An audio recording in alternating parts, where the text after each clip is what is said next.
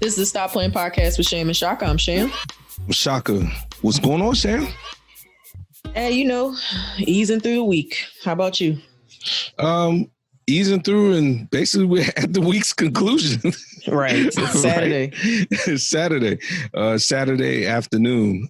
Post Sham, I made a little brunch for myself here at the house, and got some hash browns and bacon and whipped it up and did all that and made some mimosas. So mimosas on deck. Brunch in the crib. I like it. No start time, no end time. I did something like that last Sunday. I actually had some champs, had some orange juice and some grapefruit juice. I like my little grapefruit mimosas. So yeah, I feel the sentiment. Yeah. You don't have to worry about somebody saying, we opening our last bottle of champagne. So, no. and by champagne, I mean, Captain Morgan maybe. But anyway, so, but in general, look, it's been a very busy week. Work has been good busy. I'm very blessed, and I'll say it again, to work in an industry. I work in the fintech industry, guys. And during the pandemic, because things are, brick and mortar buildings, people aren't going to them. Our business is actually thriving, which is good. And then that gives me good security. At the same time, it's made things very, very busy. And this week was one of them. But Sham, yesterday, I'm not going to flip out because I'm already past the point of what happened. But I had some fraudulent charges on my account, on my bank account. Uh-oh, hold that thought while I let the listeners know where they can find us. So, guys, yeah, I'm already starting. Yeah, we're pretty much everywhere. Good to note though that Google Play is ending, so we won't be on there anymore. We'll be transitioning to Google Podcasts. So if you listen to us on Google Play, go ahead and switch it over to Google Podcasts. But as far as every other platform, we're there. You can also email us at info@stopplayingpodcast.com. You can catch us on Facebook and IG at the Stop Playing Podcast and on Twitter at @stop_playing_pod. And we also have a YouTube page, so you can just subscribe there at the Stop Playing Podcast. Absolutely.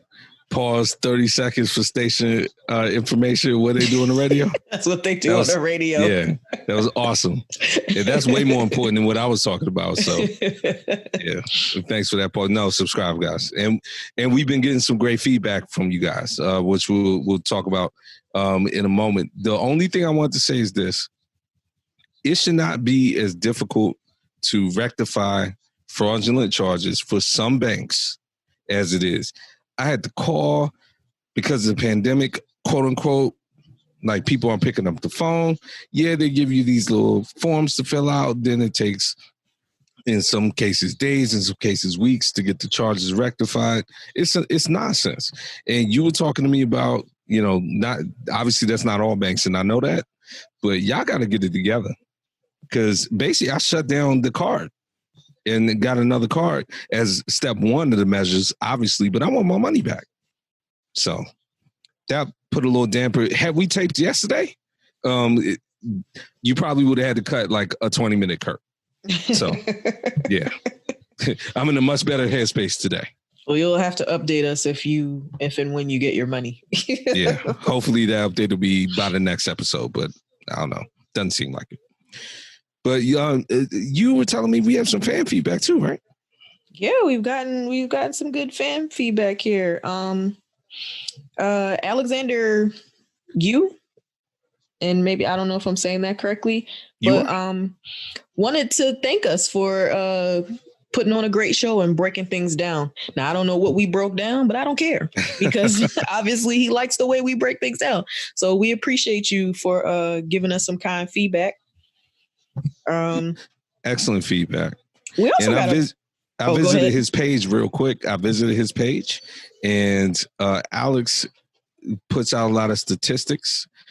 He works in the field of tracking for COVID, and one of the things I believe he's referring to is that we break down a lot of complicated topics about the pandemic and news very well. So I think that's what he was referring to, if I can jump in and say that.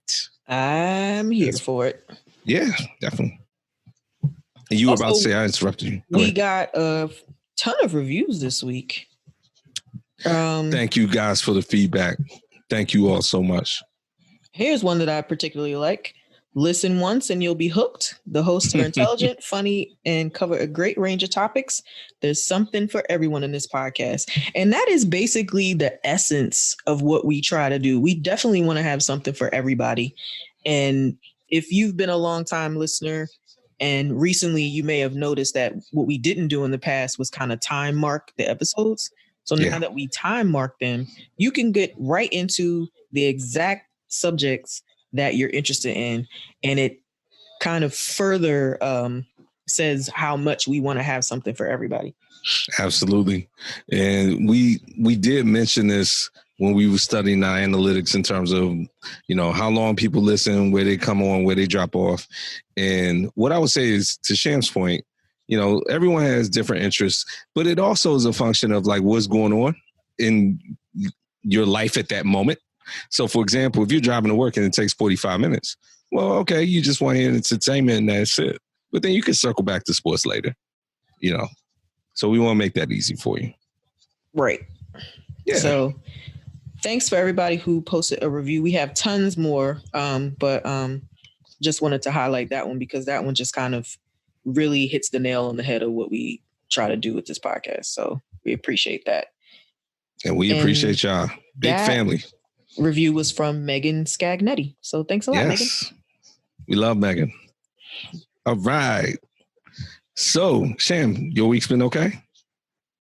Yeah, it's been okay. And I didn't think I was going to do this, but I'm feeling a little better about it. So if you've been listening, you know that my mother had lung cancer, and I've talked about it. We've talked about her chemo journey. She passed away about a month ago on July 28th. I did not mention it in earlier episodes because I didn't think I had the stomach or the emotion didn't think I was going to be able to keep my emotions in check. Mm-hmm. So my mother passed away from her battle with lung cancer on July 28th. Mm-hmm. And this week I got the call from the funeral home to come and pick up her remains because she wanted to be cremated. And I did that on Thursday. And, I've been doing okay. Like, for somebody who had a catastrophic day, about the other thing that happened on that same day. Yeah. Which I'm not going to It was discuss. Just unbelievable to get those messages from you.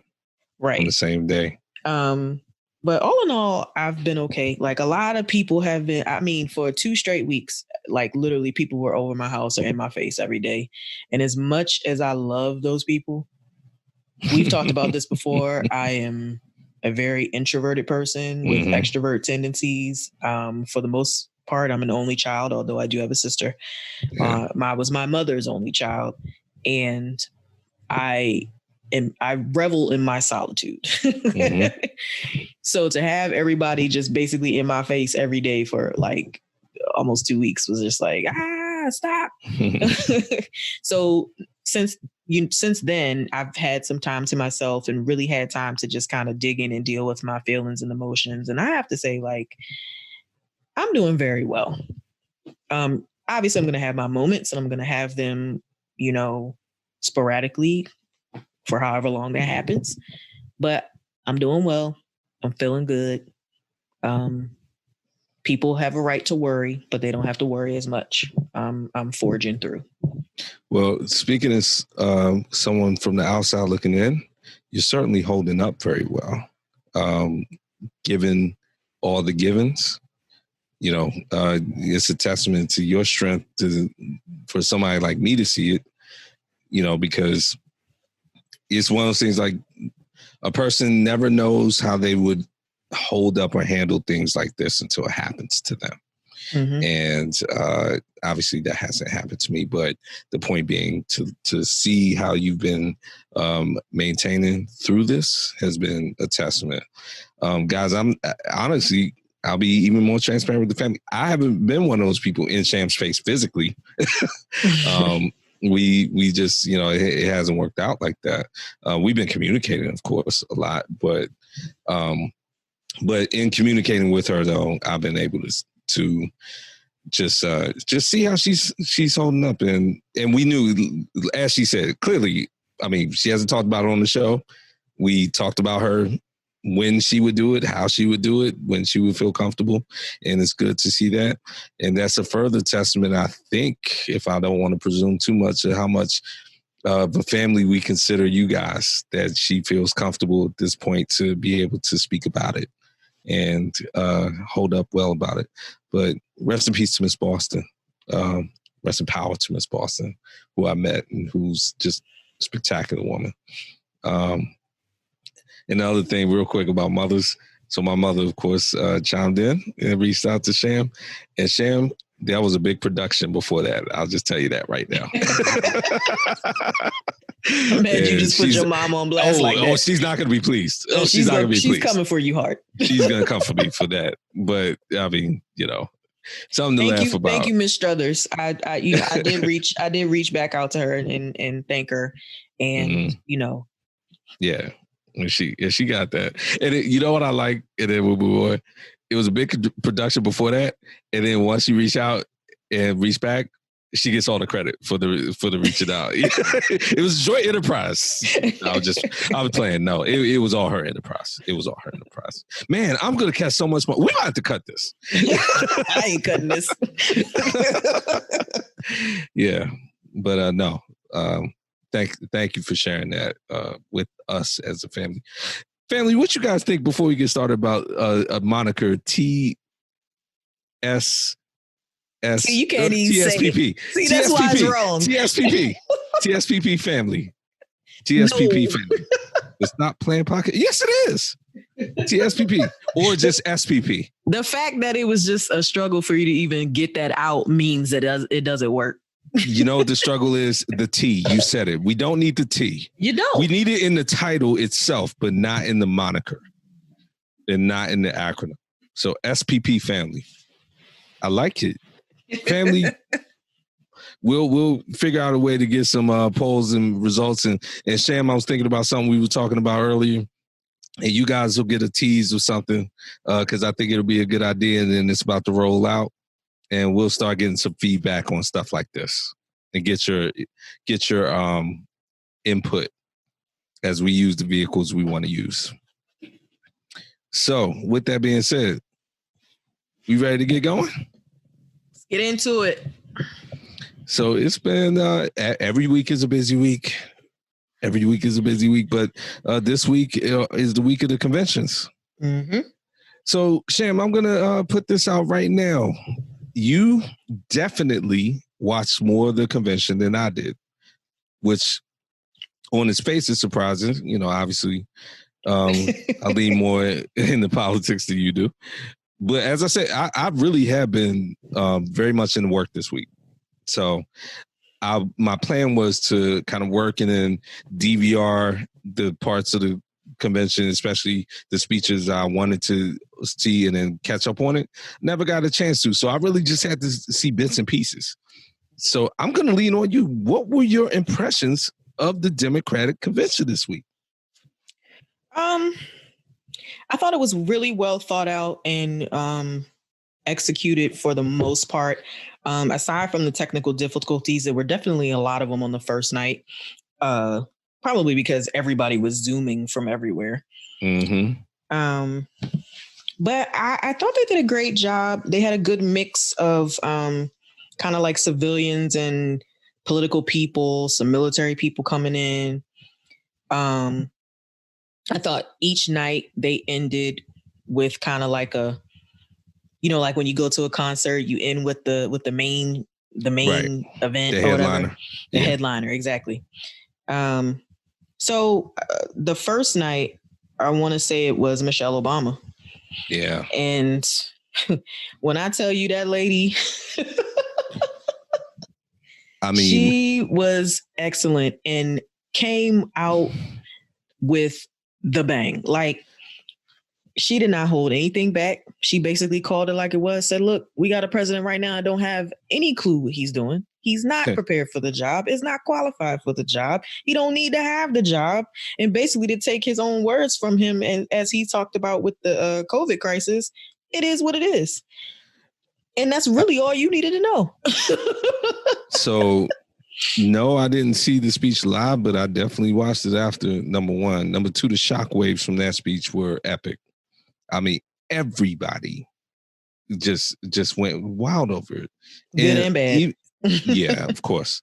And, you know, in retrospect, looking over the week, I think it still was probably the biggest the biggest impact, the most impactful speech. Now, granted, obviously we'll get to Kamala Harris and Joe Biden, but in terms of just a speech in and of itself and what try to encapsulate what this election is about, I think she did it.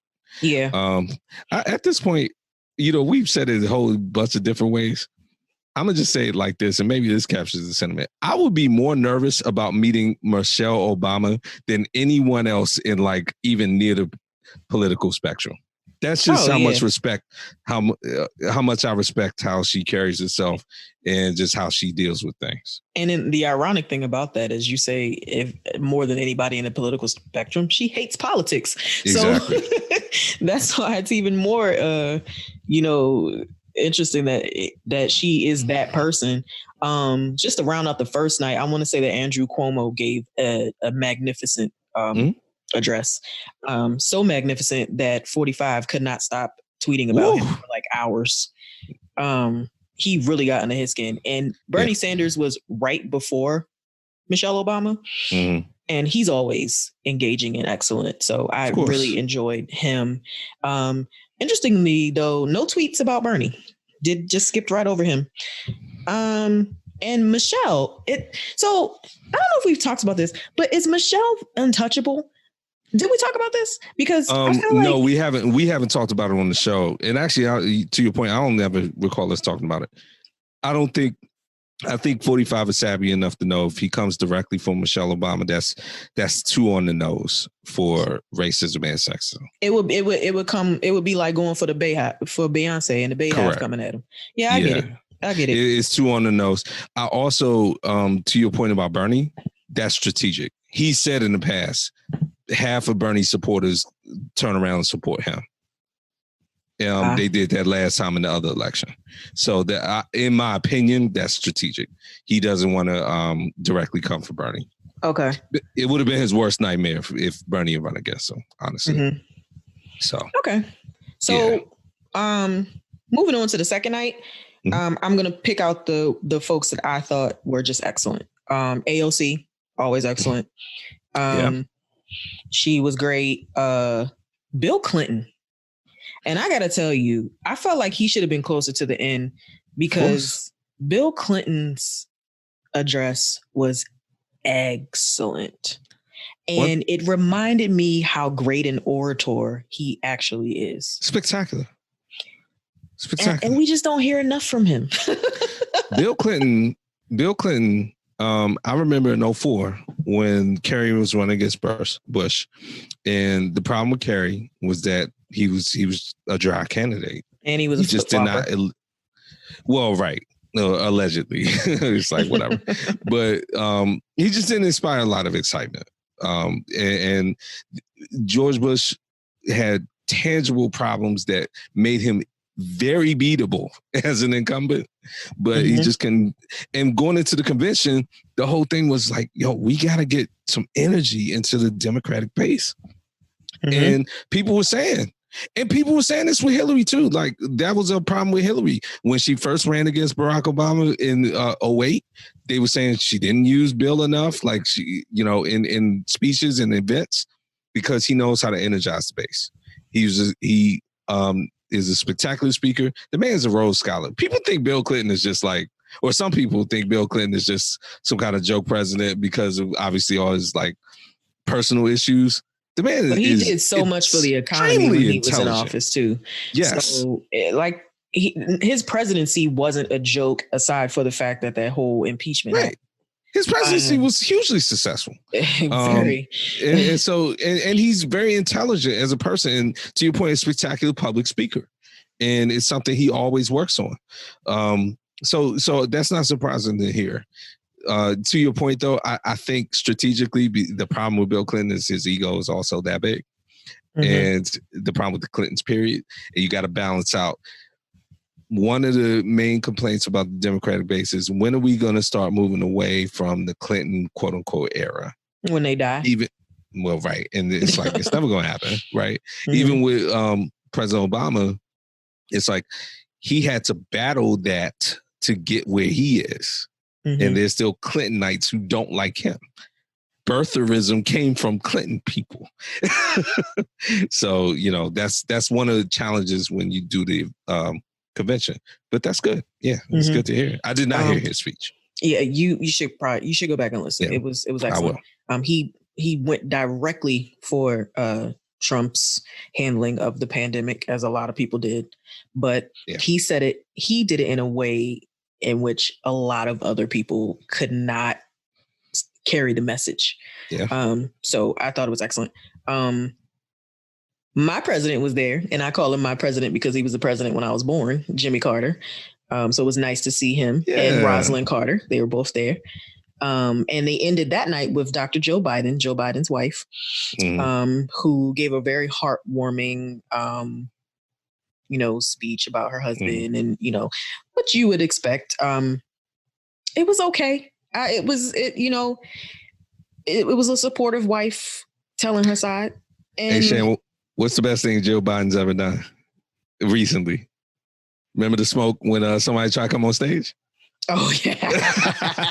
It's like, that's what I want out of my first lady. Yeah, exactly. So there was more of that just in words. Yeah. So she don't even need to speak. We can just keep playing that image. Like, don't come on stage for her, boy. You will get these hands. She went for an hour. So, it was too long. It was, I mean, most of, it was there. Yeah, it's too long. Third night, this is when we got a little closer to the end. Elizabeth Warren was there. Yep. Nancy Pelosi, she spoke, which she's always polarizing. Kamala Harris came at us from a different perspective this time. She talked a lot about her life. She talked a lot about her mom. Yeah. She talked about, going to a HBCU. She talked about being an AKA. She really kind of went anti-political. Yeah.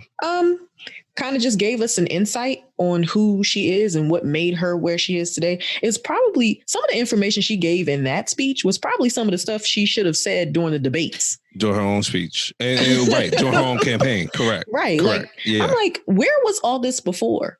Now, I don't know how many sisters Kamala Harris has, but one. Okay, so that's the one then, because they had her sister, and I guess that's her stepdaughter. Doing like a little preview before. I did see that one live. It was her niece too. Like, so okay, her so daughter, it was three of them. Her niece, her sister. Yeah. It was a good little package that they did before she walked out. Sam, what do you think of the nickname Mamala? I think it's kind of hilarious, but I mean, she kept saying it. She did. She kept saying it. That's our Mamala. Mamala. Okay. But every time when I saw her sister, I was like, so you're the sister who ran her campaign now. Right. Like into the ground. Yeah.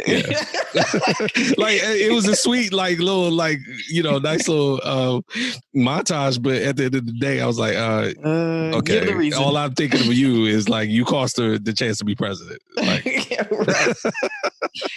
So she was good. And then after her was our president, Barack Obama.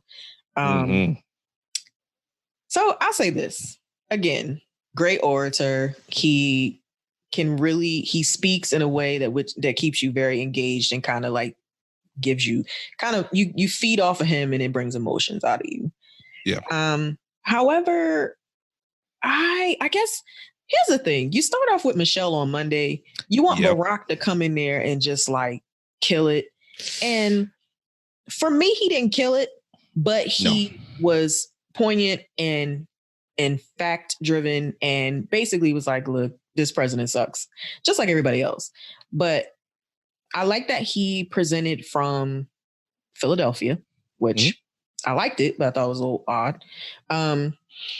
And I just felt like, here's a guy who has for the past 3 years been basically ripped apart by this administration. Mm-hmm. And he comes out there cool as a cucumber, as he always does, and keeps it classy. You wanted some red meat? I did want some red meat, but you're never going to get that out of him. So, Yeah. He was a little underwhelming for me, but good anyway. Yeah. I mean, obviously, you can't put him anywhere in terms of the logistics of when he's going to speak, except that night. So it's always going to be there. You a couple quick things, interesting things. I don't even think I've told you this, and maybe I've mentioned it. A friend of mine who I went to high school with was a speechwriter. No, he no longer is, obviously, but was a speechwriter for Obama. And I will talk about him on the show at some other point because he personally has an interesting story. But he should probably come on the show. Get him on here. Yeah, well, we'll talk about that. But in general, one of the things that kind of came out of that was that you just said it. Barack Obama is very measured, and you can tell when he's speaking. Especially when he's speaking off the cuff, he stops a lot and will think about what he wants to say next. And even if in a prepared speech, he kind of takes a very stunted approach. All right, I'm going to pause here.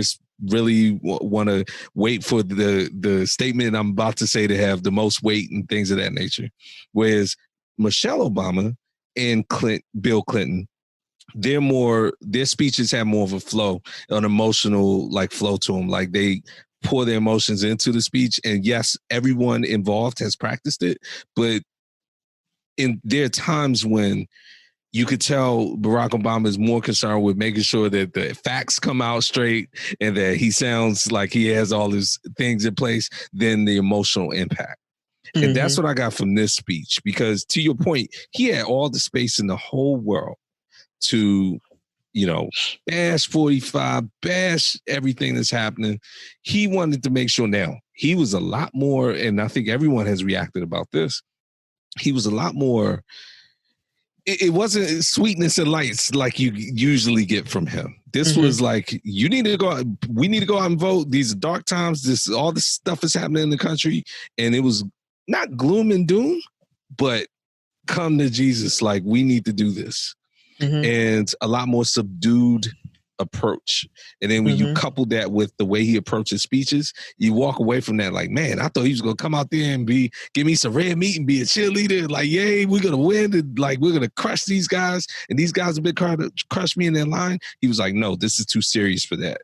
Yeah, he's like, look, we're going to lose our democracy if y'all don't get this man out of here.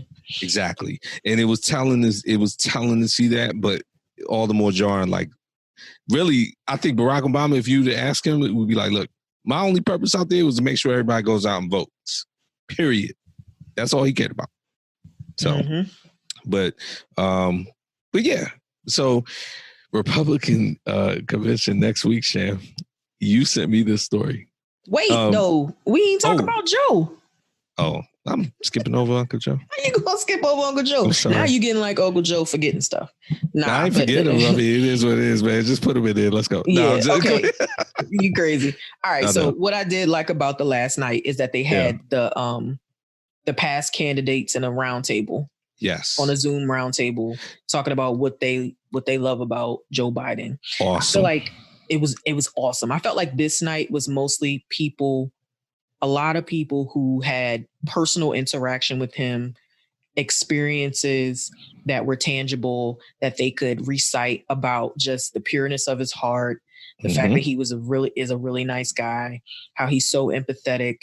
They did a montage about Bo, which, oh my God, I think I wanted to cry when I was watching it. You always want to cry about everything. You love stuff that makes you cry. Turn on the water, I'll cry. Yeah. But the montage about Bo, they discussed again about his first wife and his daughter, dying in the accident. And his remaining children. Hunter is man, we could talk about we could do a whole segment about that's Hunter. Why the Republicans been coming for him all the time, because they want to get him up there because he's such like whatever. Right. Michael Bloomberg came out, did a speech, which was on point, but he was the subject of tweets for like the next 3 hours. And Trump just mad because Bloomberg has way more money than him. So apparently you can give everybody $1 million. Go back to not generational wealth, $2. Everybody gets $2. You know what? I skipped Hillary, who was the night before, but and I'll tell you why my mind wasn't on her. I felt like there was a little bit of, I feel like akin to what you said about like just kind of dying off just kind of moving away from the Clinton administration. Mm-hmm. I feel like moving away from her should be first, because so much like running for president twice. Yep. The whole stuff with the lady from Hawaii. Just Tulsi Gabbard. Yeah. Tulsi Gabbard. It's nonsense. I'm feeling a little bit of Hillary Clinton overexposure. I didn't think it's fatigue. Exactly. I didn't think she was needed for this. I mean, I talked about this with some family members. They disagree with me. But I mean, that's probably why my mind skipped it, because even when I was watching her, I was like, why is she here? Like, we've had it'd have been a story if she wasn't there, though. But exactly. So it's kind of like, catch 22 type thing. She has to get her time. Right. And so there's that. But just backpedaling to acknowledge that she gave a speech. I mean, ironically, when I was kirking out about her and Tulsi Gabbard, I said, just sit down until the convention, because we know you're going to be there. Right. Like, you have to be there, and that's fine. Let's move on. But she didn't provide anything. It was just kind of like, okay, she's Hillary, we have to put her in. Right. But yes, Joe Biden, if anybody ever thought in life that this man had lost a step, lost his mind, forgotten, or suffering from early onset dementia, this speech will show you that this man is very on point and clear. Now, granted, the speech was written, of course. We're going to see how he can hold up in the debates, but it was far more than I ever imagined that we would get from him. And it was excellent. Yeah. And we don't say it enough. And actually, I don't know if I've overtly said it. I think we've mentioned it.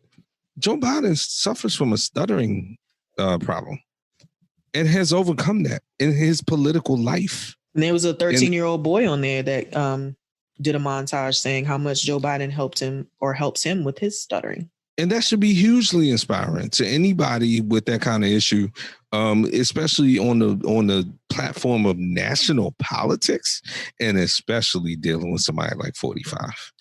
Mm-hmm. To your point, those debates could go a lot of different ways. My guess is there'll only be 2. I think 45 is going to try to maneuver. They're usually supposed to be 3. 45 is going to try to cut one. There's only 2 scheduled from what I can see on the calendar. But yeah, 1 VP debate and 2 presidential debates. But, one of the things that stood out, the main thing that stood out to me is that Joe Biden basically said, look, day 1, I'm putting out my plan for the COVID situation, the pandemic. Mm-hmm. And this is what we're going to do. Day 1. Yeah. As soon as I'm elected, we have to get control of this virus. He has to do that. Yeah. So in general, if you had a grade, what would be your grade for the entire convention? Yes. B+. Okay. Only because I felt there was some people that got thrown in there, and I was like, okay, why are they here? I will say this though: the hosts were magnificent. They were all women. Yeah. Eva Longoria. You had Eva Longoria the first night. Then you had Tracy Ellis Ross. Mm-hmm. Then you had Kerry Washington. And then they ended with Julia Louis-Dreyfus, who was freaking hilarious. I mean, she's hilarious. She's hilarious anyway. Yeah. But she came for Trump every chance she got. Yeah. And honestly, haven't you and I talked about Veep? Veep is a great show. It was a great show. It's off now on HBO. I think I watched like half of the first season and just kind of fell off. It's hilarious. What I saw was good. I just, for whatever reason, just didn't finish it, but I will. Yeah, I mean, it's whatever. It's one of those things like you can randomly binge. She actually talked about Veep and how Joe Biden basically like called her or sent her a message saying that he thought she was doing a wonderful job on the show. Mm-hmm. Or no, he saw the magazine in the Amtrak that no one reads. And he was flipping through and read an article about her and her role on Veep. And he got in contact with her and basically said, hey, it was an excellent article. Keep doing what you're doing, or something like that. And she was like, oh my God, like Joe Biden reached out to me. The actual Veep, probably at the time. The actual Veep reached out to her about Veep. So she was overjoyed about that. So yeah, B+. Yeah, that's all right. Cool. So you sent me the article on the list of, and look, this will not be a story now because the convention hasn't happened yet, but it's just a mention. The people who are coming up for the Republican convention. Seriously. I mean, granted, there will be obviously people in national stature, but they have all kinds of like clown shows for this convention next week. They got the guy, the young teenager, the white boy who I guess you could call him won his settlement for allowing it. He had the image of him looking at that Native American dancing in front of him. And you know, he sued like everybody because he's saying they try to make him look racist and all that. We'll have our story straight. I will have my story straight. Did we talk about that on the show? Yeah, we did. And he filed suit. He basically that suit's been settled. So he got some money out of it. So they're going to have him speaking next week. Mm-hmm. Like speaking about what? I guess that's going to be one of those, like when you're accused of racism and it's like not true. Slim, I don't care what that settlement says. You were looking at that Native American like, somebody get this engine out my face. Like, so whatever. So if you don't come up there and say that, then you're lying. But the two people that was standing on their lawn with guns during the my God, the protest, husband and wife. They're going to be speaking about what? Why are they speaking at the convention? Like about what? How to look crazy on your front lawn with black people marching down the street? Like what are you doing? Scott Bale's going to be back because I think Scott Bale was there. He's been there before. Kid Rock. Ridiculous. My name is Kid. Right. Yeah. So stop it. They said that Mike Pence is going to deliver an address from Fort McHenry National Park in Baltimore. I can see that. But okay, for one thing, stay away from Baltimore. Y'all talk about Baltimore so badly, but y'all keep coming back there. Like, hey, he's on the base. But also too, so I didn't know this, but apparently it's illegal to use federal property for campaigning. So how is that going to work? Yeah, actually, that's a good point. Which is why it's like always so crazy when 45 turns the quote unquote coronavirus briefings into basically campaign stump speeches. Because it's like, technically you're breaking that rule. So I guess they've gotten around that like they get around everything else. Yeah, pretty much nothing. Yeah. Nothing. Well, so we'll see how that we'll see how that pans out. But good job on the Democrats making the best out of a tough situation. So we've kind of transitioned to 45. Really, this is a very quick round robin. A couple things. One, we were on the verge of talking about this last week in the sense of it had just broken and we didn't know the story. So in all seriousness, the president's brother was hospitalized right before we taped. We talked about that. He did end up passing away over the course of the weekend. The president 45 called him his best friend. He was like, that was my best friend, period. Were they not talking? I didn't hear that. Okay. Anything I heard this week was him saying nice stuff about him. Now, to your point, if they weren't talking, he wouldn't say it. But the point is, he said that was his best friend and they had a good relationship. So he passed away very quickly, like a day or two after we talked about it at the hospital. I think by Monday he had passed away. So tough week there. I haven't heard anything about a funeral. Maybe it already happened. I don't know. Now, to your point, we've already talked about this. 45 has been, there's no question he watched the convention. Oh God, he was watching the whole thing. Like he was just Twitter finger happy. Yeah. And he was giving his responses. You know, it was one of those things he would be like, this is a lie or blah, blah, blah. He like put all stuff in capital he would say letters. This is a lie and then insert lie here. Like, right. His own lies. Mm-hmm. So I mean, really not more to say there except he did what you would expect. Was there anything that struck out or jumped out to you? You've mentioned some things already, but jumped out to you about his responses and his social media activity during the convention? Yeah, again, he came hard after Andrew Cuomo and after Mike Bloomberg. He didn't directly address Michelle Obama, but every tweet about her was, well, your husband did this. Right. Your husband is the reason I'm in office now. Like, no, he's not. Yeah. And by the guy way, even was like, Barack Obama was afraid to do a third term because he knew Donald Trump was going to win. Like, bro, there is no third term. Like, yes, thank you for mentioning that. You're so right. Actually, you did ask before, is Michelle Obama off limits? And I gave a couple of reasons. One of the reasons, I don't know if you remember this, but this started way back in 2008 during 44's first campaign. I forget who came for Michelle, like openly, but my man made all the time in the world. Barack Obama made all the time in the world to say, all right, you can come after me and do whatever you want. Any attack against my wife will not be tolerated. And that was about as gangster. It is what every man should say. But he didn't say it in a like, I'm looking for sympathy, I'm looking for support. It was one of those like, hey, I'm looking at the camera, so you see my face when I see it. That was about as gangster, as close to a gangster politician as I've ever seen him. He dropped decorum for that one. So I think everyone, including 45, even 45 is smart enough to know, okay, maybe I might want to stay away from that type of thing. Yeah. But so yeah, he watched the convention, he tweeted, he did all kinds of stupid stuff. Now, Sham, just to wrap up, we were talking about mail-in ballots last week. Nancy Pelosi, I mean, she came with a fury pretty much right after we taped over the weekend and she was basically demanding that Congress come back into session to rule against some of the actions that the Postmaster General have been putting in place. You laid it out in detail last week, talking about the removal of sorting machines and all kinds of things he had been doing.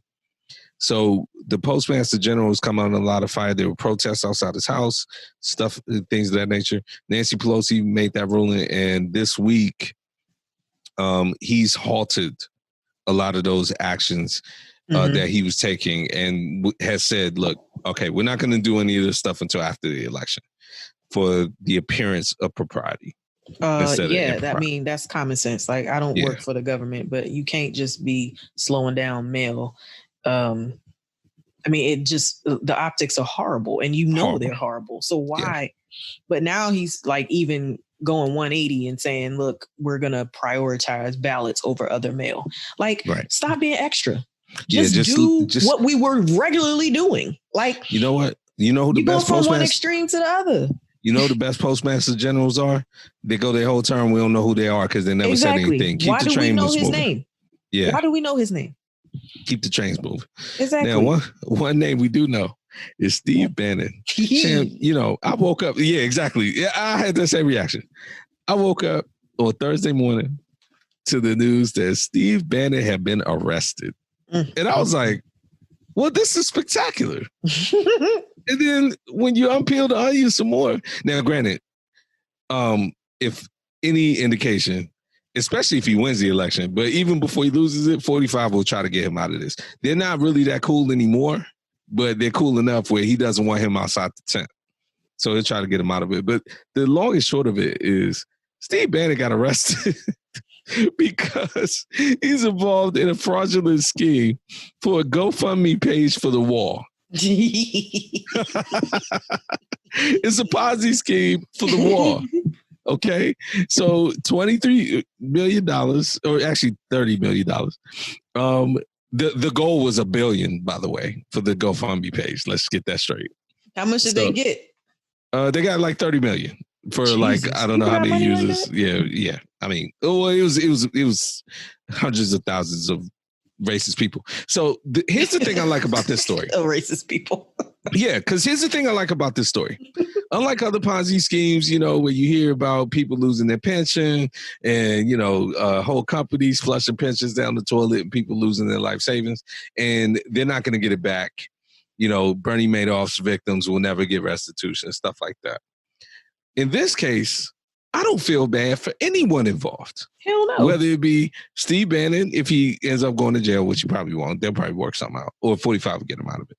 Yeah. Or somebody posted on our page. Or the quote unquote victims who thought it'd be a good idea to go to donate substantial amounts of money to a GoFundMe page whose specific purpose is to build a wall to keep specifically brown people out of the country. Yeah, I don't think they should be able to get their money back either. Nah, you shouldn't get your money back. You know what? Throw it into the unemployment pot. Yeah. You were that pressed to build the wall that you went to GoFundMe to donate the money without doing any research? So you know what? Your racism has no bounds. And how's Take that as a life lesson. By the way, outside of this. You said what? And said, how's that wall doing, by the way, outside of this? Yeah, so they were going to shut. I went all the way down the rabbit hole in this story. They were going to shut. So GoFundMe, of course, like when you put your goal out and then you don't meet it, which the goal was $1 billion. Yeah, no one's going to reach that. So when you don't meet it, they're kind of like, look, man, you need to take this down and you need to refund the money. Then they worked with GoFundMe to switch or extend the goal and continue to have people donate. So the long and short of it is that, the GoFundMe staff was basically like, look, we got to shut this page down. Like, there's nothing going on with this money. It's not going to reach this goal. And then that started the train towards the fraud. Because then they started seeing that the organizers, besides Steve Bannon, he's really more the name to it. The organizers started using the money for other stuff, other racist activities, but unrelated to the wall all the same. So I thought that was a great story because nobody wins. And I don't have to feel guilty about the victims. So that's great. Now, 45 has distanced himself. They said that, when he saw the activity on the GoFundMe page, he distanced himself. My point is, you're the president. You're the top executive figure in the country and law enforcement figure in the country. If something illegal is being done by somebody that was even a former associate and you knew about it and you didn't report it, you're complicit. But he gets away with he's doing whatever he wants. He's always complicit. So what are we saying? Yeah. I'm giving a very measured argument about a guy that gets to do whatever he wants. So that was all the political news we had for tape. It was a lot with the Democratic convention, but we got some. I don't know if I call them fun, but very interesting stories. Non-political, Sham. You want to take this first one away? Shit. So, I mean, you're living under a rock if you haven't heard about this brawl that happened at a hotel in Atlanta, or no, Cobb County. It's in Atlanta. I mean, it was considered Atlanta. Yeah, it's an Embassy Suites. Embassy Suites, right? So there was a really violent brawl between a hotel employee and a guest that they caught on camera. And it's kind of sent the country by storm. Yeah. So to even know what they were arguing about, I don't know. But the guest struck the employee. Mm-hmm. And the employee just straight picked up the phone and just started beating her in the head with it. With the receiver. With the receiver. Yeah. And interestingly, Embassy Suites said that they're going to do their own investigation, but the manager of the hotel, mm-hmm. he was like, look, we stand by our employees. They stuck with her. We stand by our employees. Look, a couple, it was a hotel spokesperson did the same thing. Like, I was watching it, I was like, yo, I am for this, because there have been so many times in my life, and I've worked a lot of retail jobs as an associate, as a manager, what have you. And there have been times, especially during peak times of the year, when folks are just out of control. Mm-hmm. Like, a woman tried to come across the counter at me at one spot, Wow. And I had the presence of mind to just pick up the phone. I said, you know what? I don't need this. I picked up the phone and was like about to dial 911. She grabbed her stuff and rolled out with the quickness. Because I'm not about to be fighting nobody. But had she touched me, yeah, I can't be responsible for what happens because I might black out. When you say she reached across the counter, like you were adept enough to move out of the way and therefore she didn't touch you, or the space was that big where like you didn't have to do anything for her not to reach you? I pulled back. Like she couldn't get to me. I pulled back and instantly walked over to the phone and said, picked it up and just started dialing. Right. That's crazy. As soon as she saw me pick up and dial, she grabbed her stuff and ran. Wow. Now, again, I cannot be held accountable for what I might have done if she would have touched me. If any contact had been made. Any contact would have happened. But I say this to say, if I had done that, I don't know that the place that I worked for would have supported me in the way that this place does. Mm-hmm. So I was very glad that because clearly everybody had seen the video. Yeah. And they stood behind her. So look, I ain't mad at her. Because I feel like if somebody touches you, you have every right to defend yourself in whatever situation that is. And I've talked about this with the spitters. Like, how y'all standing there letting people just spit on y'all? Y'all not going to do nothing. But when I tell you that girl, that employee beat the crap out of her. Oh, my God. She watched her. Look, okay. You've teased this on our page. So, fam, if you're listening now, it's because Shan posted this and says she has strong thoughts. Now, you've given those thoughts. I'm going to stir the pot with you a little bit. How strong are your thoughts about the people who say the woman should be fired? She was unprofessional. Because there is a big groundswell for that. I mean, she was unprofessional, but at the same time, like, are you supposed to let people attack you physically? Yeah. What if it had gone any further than that?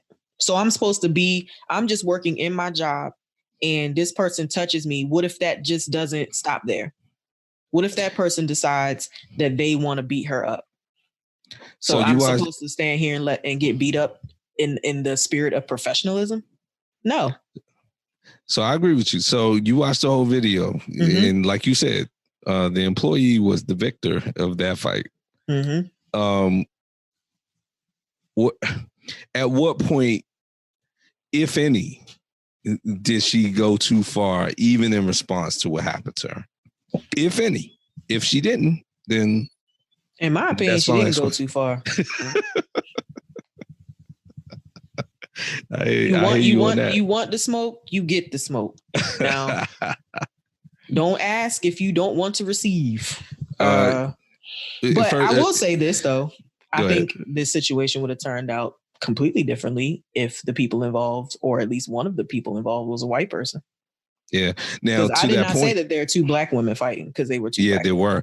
And to that point, at least from what I saw in the video, for like a quick second, there was like a white family around there, including children. Did you see that part? Mm-hmm. Yeah. Those are the only white people I saw involved in that situation. Oh, and the hotel manager was white. Yeah, I didn't see him in the video though. He was in the video. Oh, okay. All right. Mm-hmm. Well, yeah. Okay. Well, there it is. But yeah, to your point, if that had been a white customer and or a white employee, you're right. This whole situation takes a whole different turn. Yeah. I feel like it's very easy to say somebody should be fired, but if somebody's defending their physical well-being, you got to take a closer look at that. Like you do. Yeah. It's not okay for people to touch you. Like if you have a grievance, take it up with the manager, but do not take the matters in your own hands and start a fight and not expect to get your ass whipped. Yeah. So from what I've seen of the hotel after that, they put so the way it started, the customer kind of came behind the desk and attacked her. So they put little tables and blockages in the space in between the front desk and the lobby so the customers can't come back there. Mm-hmm. Like that's their temporary solution. And like I said, I think that's their way of saying, that's their way of saying she came back there and started this. Mm-hmm. Yeah. And that's not okay. I'm sick of consumers thinking that they run shit. You don't run nothing. Like, this is not your house. You know what I'm saying? Like, you don't. So customers always right? Fuck no. That's a very old expression. So yeah, that's where we were getting to. And the funny thing is, like 80% of the time, they're wrong. If I would put a number on it, dead wrong. Early candidate for title of the episode: "You want the smoke? You got the smoke." Let's put that on the list. Let's put that on the list. I like that. You want the smoke? You got the smoke. From Sham. Yeah, but nah, that it was. I always hate to see us fighting on like video and stuff. That was bad luck, but it is what it is. I mean, she had to defend herself, definitely. Absolutely. Yeah. So, speaking of hospitality, I love this story. I love this story. Florida man. Yes, you sent me this story, and I want to hang with this guy and the KFC guy and like the airbag guy, like everybody who thinks outside the box and lives their best life. Like that's who I want to hang with. So basically, this is a Florida man, correct? Our favorite state, and he's the latest gift from the state that keeps on giving. The bottom line is, this man was homeless, so obviously that's not humorous.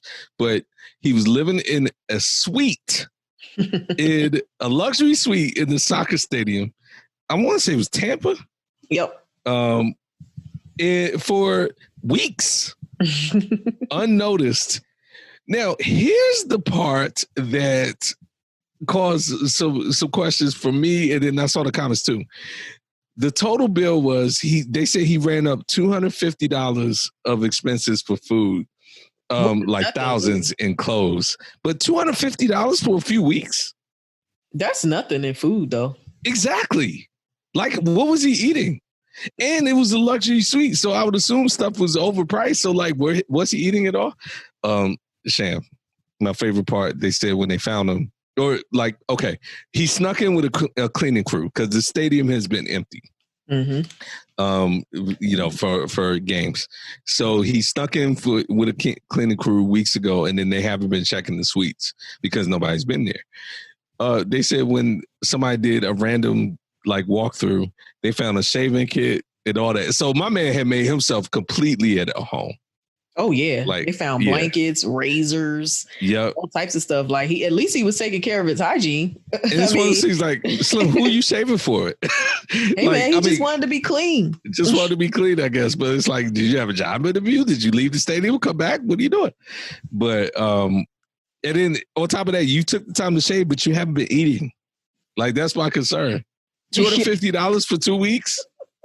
Maybe it was just chips and sodas. I don't know. Yeah. Like I was like, did they price that right? But Sham. Okay, so then I was concerned about the eating, but then when they talked about the clothes, they put up all the money they spent in clothes, at least half of which was from he went to the gift shops and started getting the clothes out the gift shops.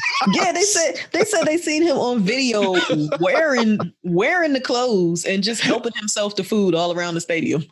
That's the part where it was like, okay, you were living your best life in there. Let me go in the gift shop real quick and get some jerseys and get some whatever.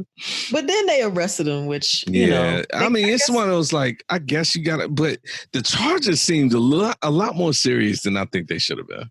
Felony burglary, though, right? Like he's a homeless dude. He's homeless. I guess there's not squatters' rights in stadiums. Like loitering, maybe or whatever. But like, you gonna like throw the book at him, right? If third-degree felony burglary and first-degree misdemeanor of resisting an officer with resisting an officer. It's like, hey man, I'm not leaving. but the wording says resisting an officer without violence. Right. So. Who cares? Exactly. You don't want to leave. I just didn't want to leave, man. This is the best situation. Now, kudos to spotting the cleaning crew and be like, let me see where this goes. I'm gonna go ahead. Yeah, hey, catch me if you can. Exactly. That was well thought out. Yeah, it was. Yeah. So kudos to the thought process behind. Again, anytime I have a wild story, I always want to be in the room when it starts. Like, or in his case, like he saw the cleaning crew, I would love to be standing right there, like, hey, you know what? Okay, yeah, I see where this is happening. Let me pack up whatever stuff I got. I'm going in there right now. Yeah, I mean, he probably was, sleeping outside the stadium and was like, "Look, exactly. he caught one of the cleaning people slipping.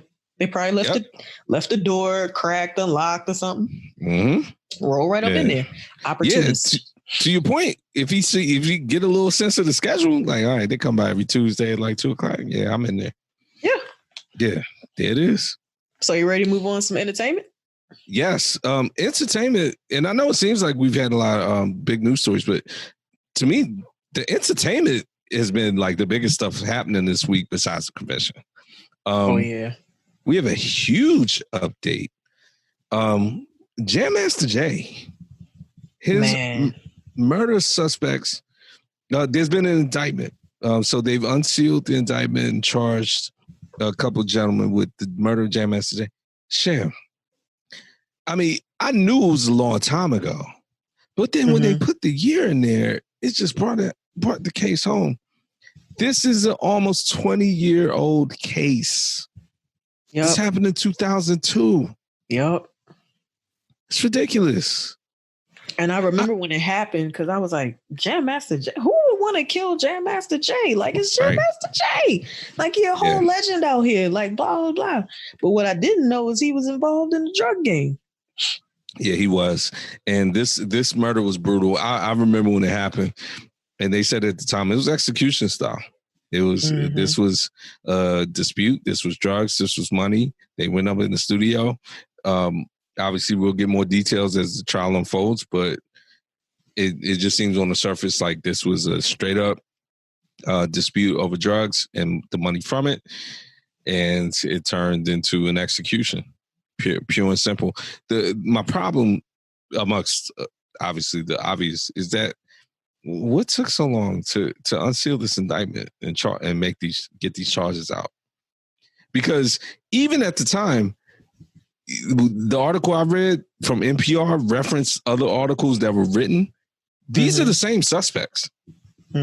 These are the same suspects. Somebody, Christopher Washington or something like that. And on top of that, Arnold Washington. And on top of that, these guys, especially one of them, was accused and is in jail right now for killing Stretch, who was one of Tupac's partners, who he called out amongst other places on Machiavelli's album for killing him. Like, this guy does this stuff. And so it's like, what took so long with these charges, guys? But so that's really what I was taking away from the story. But they had a big press conference and everything and announced the indictments. And it's like, well, good for everybody. Let's get this case going and get the proper people locked up for this. It's ridiculous. It's absolutely insane. But I mean, we still don't know who killed Biggie and Tupac. So don't. I mean, I'm pretty sure Orlando Anderson killed Tupac from the 10 specials that's been done about it. But he's dead now. And to your point, those crimes are officially still unsolved. Right. Yeah. So at least we got one hip hop murder solved. I know, right? But this was kind of brutal. Like, yes. So all these years we were wondering what happened. And then, you see these court documents that they just filed, like, drug trafficking, then telling somebody they being cut from the deal, and then them getting mad and showing up at the studio and just like taking them out. It's just, wow. Like, and I guess because Run DMC, and more specifically Rev Run, I mean, like, there was always like some sort of, not purity, but positive message from that group. Like they were never out here acting like they were gangsters or thugs or anything like that, or it was not presented that way. But to hear now that Jam Master Jay was involved in such dealings, it's like, wow, that's kind of like so opposite of what we grew up knowing about Run DMC. Yeah, and I mean, again, I'll stress it. You talked about the court documents. I mean, they made it sound like they marched in there, demanded the money or whatever little misunderstanding prompted them to march in there. And then when they didn't get what they want, they said they lined them up, put them on the floor. Like, execution. Yo, they conspired. Brutal. They were like, look, this dude, because apparently, and it's like a very detailed description. Like one of the guys was supposed to sell 10 kilos of cocaine in Maryland. And then you know, Jam Master Jay told him, yo, you're being cut from the deal. And then both guys went and was like, all right, look, this is what we're going to do. We're going to show up at the studio and we're going to get this dude. Like, yeah, it's just so crazy. It's execution. Yeah. So, you know, I guess we're both saying once this trial comes out, we already got the initial documents. It's only going to get uglier as, you know, the trial unfolds and witnesses come forth and they talk about, and we may have answered my question right here. We're probably going to see in this trial why it took so long. Oh, absolutely. Because it's going to be so like complicated and just like, you know, so it just tentacles everywhere in the underworld where it's going to be just ugly. And, you know, there's power in television and entertainment. Like, you know, because the Netflix special that they did in 2018 on the documentary series Remastered. Yeah. That very well could have raised some eyebrows and made folks get back on the case to finally solve this. So I think that's a very astute observation. As a matter of fact, I'm going to jump out there and say it did, because we've seen this happen all the time, right? R. Kelly would not be in jail right now if it wasn't for that special. Exactly.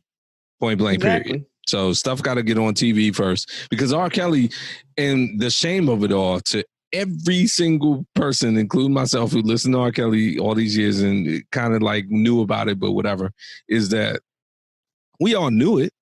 It's just got to get like exposed. Like the spotlight has to be put on it. And then, you know, everyone gets shamed. They're like, oh, we should probably do something about that. That guy needs to go to jail. So no, I agree with you completely. I think that's a very astute observation. Now, you brought this other story to me, and I'm going to start by saying I did not know about this. So when you gave this story to me, I had heard about it like on the surface, but I certainly didn't know a lot of the details, nor did I know one other aspect. But that's a very cryptic introduction. Why don't you just go ahead and lay it out? Can I tell you, like, I had no idea either. Like, okay. I was like, wow, when I saw it. Like, I didn't even know anything about this. So Tavis Smiley was recently ordered to pay PBS, Public Broadcasting Station, $2.6 million for having workplace affairs with his subordinates, like multiple affairs, at least 6 women who accused him of misconduct. Now, you know, Tavis Smiley, I mean, what a downtrend. Right. So the only thing I remember about, not only, but what used to stand out about Tavis Smiley is that in the height of like BET's ratchetness, quote unquote, where people would complain about like a cut and all this other stuff, what people would say is, okay, BET like runs videos of like half naked women all day and all that. And then at, what was it, 9 o'clock or 10 o'clock? Whatever his show was. Like 10 o'clock. Yeah. The Tavis Smiley show. Tavis Smiley show would come on, and it was just so like odd that he would have like this really serious show, like and what was it called? It was something View. But I forget the name. I should have been more. Oh, I thought it was just called the Tavis Smiley show. But maybe that was a show he had on PBS after BET. I don't know. Yeah, I feel like it had a show. But to your point, yes, he did. He definitely had a show that was named after him. But anyway, the point being, he was supposed to be the beacon of maturity and positive Black imagery and all that. And to hear this now, what I was alluding to in terms of the other aspect that may be unrelated to this, you were alluding to the fact I didn't know he bashed President Obama. Oh, he absolutely did. Oh, he absolutely did. Yeah. And he got a lot of backlash for that. As he should. And the show on BET was called BET Tonight.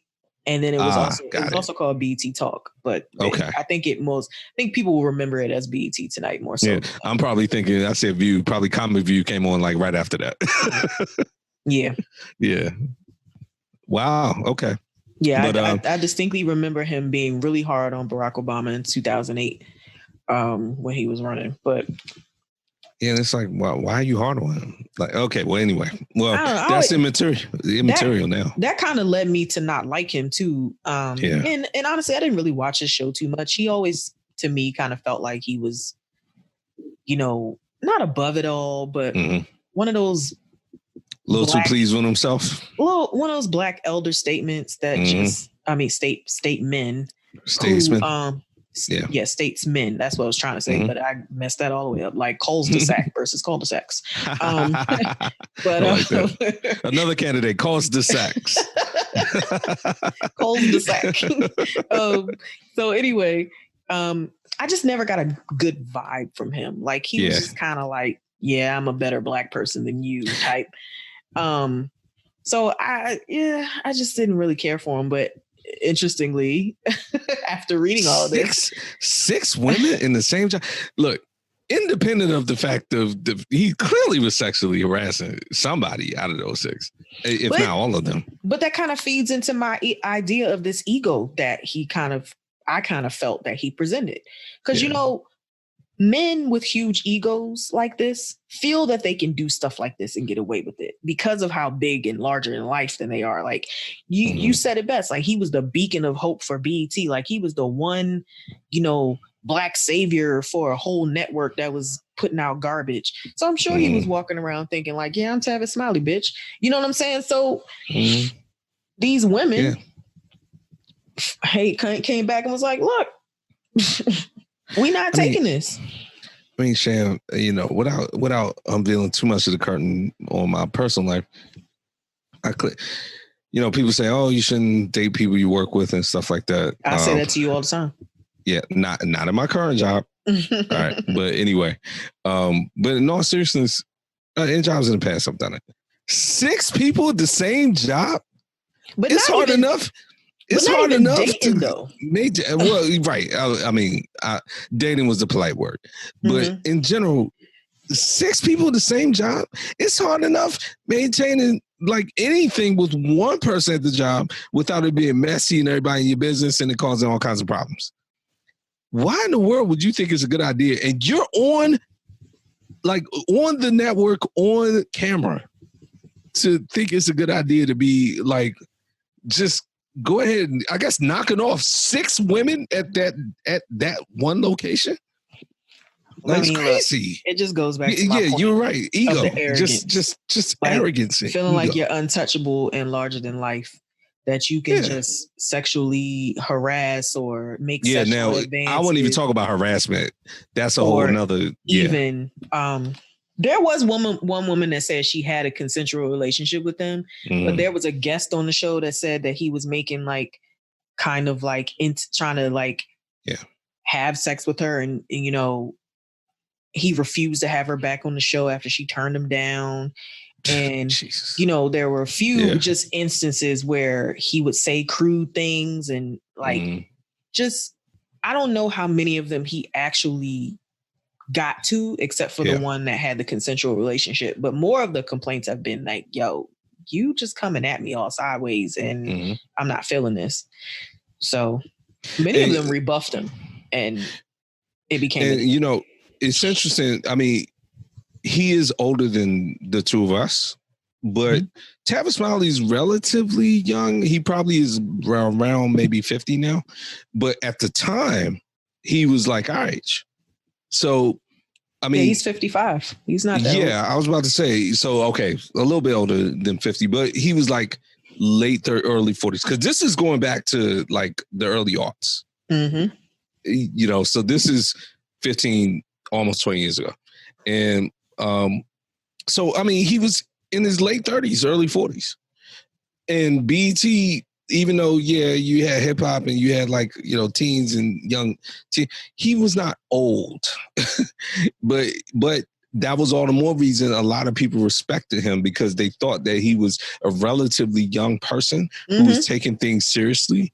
Yeah, he was in touch with the current pulse of society, especially with he was Black one of those culture. like top 40 under 40 people, like at the time. I remember, I think he was in a survey of that. So this is, bad times for him. Yeah, because to your point, that story is deep. They lining him up, and I don't feel sorry. They for coming him. for him.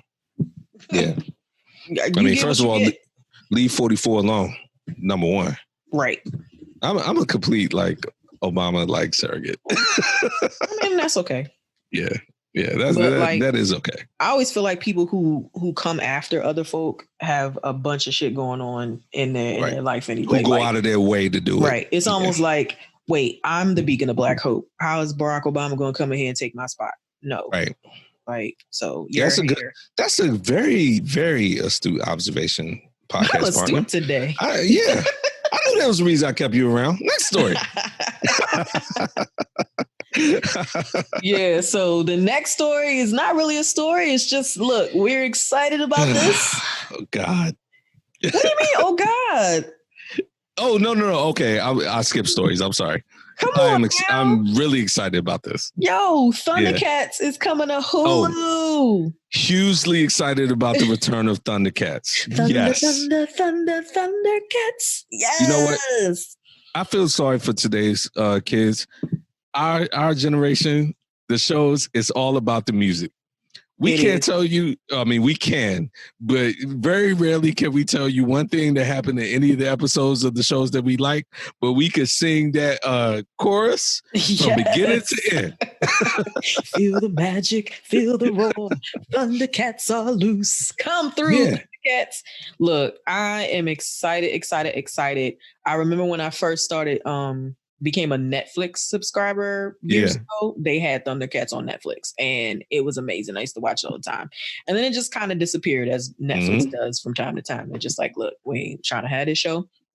But I'm so excited that Hulu has gotten the rights. And, I get my free Hulu from Sprint. Shout out to Sprint. So I'm really excited about this. Sprint should hire you. You're one of the few people I know that gives Sprint good pub. Look, man, they do right by me. I've been with Sprint for 20 years now. I mean, we're about to be in the same thing because I'm with T-Mobile and T-Mobile is bought Sprint, so we're on the same family. Yeah, I know. It hurts my soul. Oh, please. But I do like those T-Mobile. Shout out to T-Mobile. Yeah, T-Mobile. Shout out. I've been taking advantage of that. Yeah, Tuesdays. Yeah, Tuesdays. Back to Thundercats. Yeah, we ran on. I'm really excited. Yeah, I love Thundercats. They're another bastion of my childhood. And again, the cartoons, look, maybe I'm just being biased. I feel like our cartoons and our shows prepared us for the world. Yeah, they did. The theme songs were like deep. Like you listen to the theme songs, you're like, yo, like they're talking about some deep stuff and they're really putting their heart into it. This could be an album. But you know what, too? They did prepare us for the world a little better because many of us in the 80s were raised by television. And a lot of the shows and cartoons that kids get now have been not censored, but a lot of topics just aren't put out there as much as they were back then. Watered down. They're very watered down. That's a very good way to put it. So yeah, I think they are at kind of a disservice. Yeah. They're shielded from a lot more than we were. So I mean, look, I know society's different, but there's no reason why there shouldn't be Saturday morning cartoons for kids. That is dumb. Like, that's so dumb that there isn't. Like every Saturday morning, there's like freaking infomercials and they have like programs about like wild animals. Right. Like you look into networks and you're like, okay, so y'all are basically just throwing this time slot in the trash because y'all figured like there's so many other options and people stream and all that. Why don't you just put on something that's like good, for kids to watch while their parents are like, doing whatever errand and even in the house and try it because it worked for us.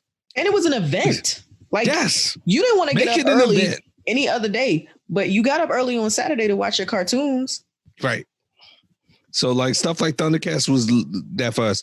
Now I think Thundercats then went on to go like every day. Yeah, they were a weekly show. Yeah, they were daily. Weekday. Yeah, weekday show. But this will be great though. It'll be nostalgic. It'll be great. Put it in the Pantheon. I've been watching DuckTales. I've been watching all that. You and I talked about He-Man on the show, but I haven't seen like did they put the brakes on that? They must have, because that was supposed to be the Netflix thing. Yeah, we got to write a letter. Sham, get on your letter writer to Kevin Smith, because he was in charge of that. Oh, right? Kevin Smith. We having a problem. We having a problem. Where's He-Man? But yeah, Thundercats, we're here for it. So, Sham, might that be our new weekly show review? In this episode of Thundercats, let's review that. Like we did Power and everything.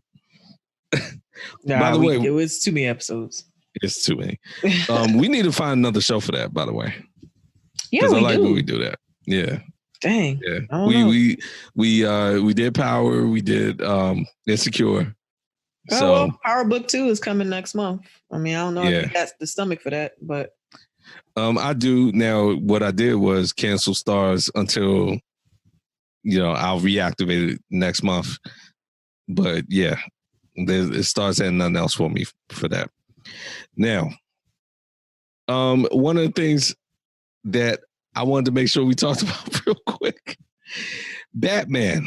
So I have given some pretty strong opinions about the Batman franchise, where it's going, DC Comics. We both have talked about, obviously, the MCU and the DC Extended Universe. Mm-hmm. News story came out yesterday. So, obviously, yesterday, the 21st. Today's 22nd. Ben Affleck will reprise his role as Batman. But it will be in the Flash movie in it has a scheduled release date, quote unquote, whatever that means, for 2022. So he will reprise his role in that movie. Now, here's what's clever about this, and this is actually a testament to a larger point about what DC Comics is doing. So the Flash movie, part of the Flash's character is that he's so fast that he's able to like transport through universes. So it's like a multiverse. You say you do? Yeah, but I like TV's version of the Flash better than I like the DC Universe version of the Flash. If that very good, astute point. So the article that kind of brought this to my attention tied all those things together, and they were talking about how, as we've talked about many times, DC on TV has been a lot better than the movies. And one of the things that DC Universe has been able to do very well on television is introduce the idea, and we talked about this with Crisis of Infinite Earths, where you have multiple universes, so therefore you can have Earth 1, Earth 2, Earth 3, where you have different Batmans and Supermans and whatever, and they can coexist in the same reality. If you travel through different universes. So the Flash movie in 2022 is going to take that to its conclusion. So here's what's great about this. Ben Affleck is going to return. Who's also going to return? Michael Keaton. So in the movie, he's going to be traveling through different multiverses and universes and interacting with the Michael Keaton Batman, the Ben Affleck Batman. I haven't heard if the Robert Pattinson Batman will be involved in the movie. I would think by then he will, because his movie will come out a year before that, and you can't ignore it. But what they're saying is this is the studio's acknowledgement of, look, we're not as organized as Marvel to put everything on one timeline and kind of make these movies in sequential order and have like a big payoff. But what we are going to do is take advantage of the comic book / TV idea of having multiple universes, acknowledge them for the fans so that they don't have to sit there and argue about, who's a good Batman, who's not, and then weave that into the story. So that's what they're doing in the movie. I'm hoping that they'll bring in Grant Gustin. So maybe not. Maybe this version of the Flash is just going through multiple universes and seeing other DC heroes and not necessarily other Flashes. But if they do that, I would like to see them bring in Grant Gustin and the original Flash from the TV show. I know that this will be a big get, but it would be excellent if they could get Christian Bale. But I don't think that they would. I don't think they're gonna be able to do that. Nah, the way he be talking, that will be a huge get just based on his communication about that. That would be the biggest get. I mean, I like the Michael Keaton get though.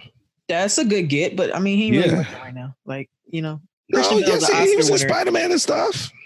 I was like, come on. I mean, Michael Keaton. To your point, it's not like Michael Keaton's cutting movies out every year. You know what I'm saying? Like Christian Bale's an Oscar winner now. Like, you know what I'm saying? You know, things start to change in your mind when you start winning Oscars. So the price tag. Even before you run the Oscar, I mean, getting Christian Bale is a good get based on that video from Terminator when he kirked out on the on the set worker. You know what I'm talking about? Yeah. So if you could get him to agree to anything amiably, then he's a good get. But if I'm not mistaken, The Dark Knight was not part of the DC universe, so that was a whole different studio, correct? Technically, it was not correct because it's I forget the name of the studio, but whatever Chris Nolan. Yeah, Chris Nolan basically has his own studio. Yeah, he's a beast, and he doesn't make anything that's trash. So there's that. Right. So okay. Now that you've explained it to me, because when you said Ben Affleck was going to be Batman, I was like, "Is this me? We're getting rid of Robert Pattinson?" And you were like, "No, he's the future of the series." Yeah, trust me. Yeah, I've given all the smoke on the show about my thoughts about Robert Pattinson, but so we'll see how he does. Whatever. The only other thing I'll say about the article is that it went into depth a lot about Ben Affleck's personal struggles, which he's been struggling with alcoholism. He's come out of that, and they were saying that playing the Batman and his plans on making a Batman movie contributed a lot to that. Really? That he was putting a lot. Yeah, the article was very good. That he was putting a lot of pressure on himself because of the darkness of Batman's character, and he was just going through a lot of stuff. He was getting divorced from Jennifer Garner and all that, and it was spiraling. And so that was why he stepped away from the character and was like, "Look, I'm going through too much to even take on this role." I mean, look, or continue this role. Not to harp on Christian Bale, but that's a tough act to follow. Like the Dark Knight series. Yeah. Christian Bale was good. It's Christian Bale, Michael Keaton. I will say this. Christian Bale, I think, was better as Bruce Wayne than Batman. But best Bruce Wayne. And I would even go to say in this, and I think we've talked about this before, I think as far as the Bruce Wayne ranking, I go Christian Bale, Val Kilmer. Yeah, Val Kilmer was very good as Bruce Wayne. He doesn't look anything like him, but he definitely played the part. He had the swag. He definitely did have the swag. And George Clooney, who normally has swag, like that movie was so dumb that it made him look bad. And why are we even bringing him into this? I mean, you have to acknowledge him. You know what? Here's the one thing I like about the George Clooney Batman movies. It inspired him to be like, look, I can't just coast out here and think I'm too cool for school. And right after that is when he started doing Ocean's 11. Like, all right, like I could be too cool for school, but it's got to be really good because I got to recover from that. So but in all seriousness, I'm very excited about the thing I took from this is that DC, they have a plan in the sense that they realized they had no plan, and so they're salvaging the fact that they had no plan, and they're making the best out of that and saying, let's follow the model of the comic books and the TV series and bring all these things back home because we had no coherent plan in the first place. So that acknowledgement is what I liked about this. So that's what I'm cool with. Now, Sham, we got some wrap-ups. Mm-hmm. We'll get to let's do the recent wrap up first. Just to we had just talked about it in the last couple shows. So we have a Megan Thee Stallion wrap up. We talked about it last week with WAP. Good for her, but in all seriousness, her legal case, while not wrapped up, it's just beginning. But we at least got some clarity on some questions. Official clarity, we should say. I mean, so she came right out there and was like, yeah, he shot me. And I don't even know why they trying to act like he didn't. So right. Now, here's my problem with this, Sham. She's been, if you've seen this, she's been called a snitch for this. Somebody shot me in my foot and I'm a snitch. Thank you. Guys, here's Shaka's position on this right now. You shoot me and I survive, I'm telling. Like, I mean, this isn't a drug deal. Right. We're not involved in it. Yeah. How's this? You shot me. Okay. I'm not a gangster. I'm not a criminal. I'm not any of that. And even if I was, that's a whole nother discussion. You shoot. She is not. You shoot me. I'm telling. And people have been defending him. Yes. Like, people are insane, Sham. How do you defend somebody for shooting your girlfriend, I guess, or whatever their relationship is, but shooting her anywhere, but period. Why did you, Sham, one defense I saw was that she's taller than him. Right. Somebody was like, she's bigger than him anyway. She could have taken him. Like, what? So he whoops out a gun and shoots her. Yeah. Y'all are crazy. Tory Lanez is a clown. We don't think anybody in the SPP family thinks this, but Sham, I'm going to say it until it rolls off the tongue. Got it. For the record. All right, cool. But we don't think anybody in this family thinks like that. But tell your friends who think like that, stop. Stop playing. That's crazy. Stop playing for real. Yeah. So that's the quick little update on that. Now, Sham, you know, on one level, obviously I'm happy to anytime we talk about this, but I'm sad because it gives me so much joy every time we talk about it. And I guess this is the for real official bow on this story. We have a sentencing. Yeah. We have a sentencing. Aunt Becky has been sentenced to a whopping 2 months in federal prison, which now, she probably won't even go to. We saw this coming a mile away. That she would get a life sentence, even after causing the taxpayers and everybody else all this money, all this time. She should have gotten more time just for doing that.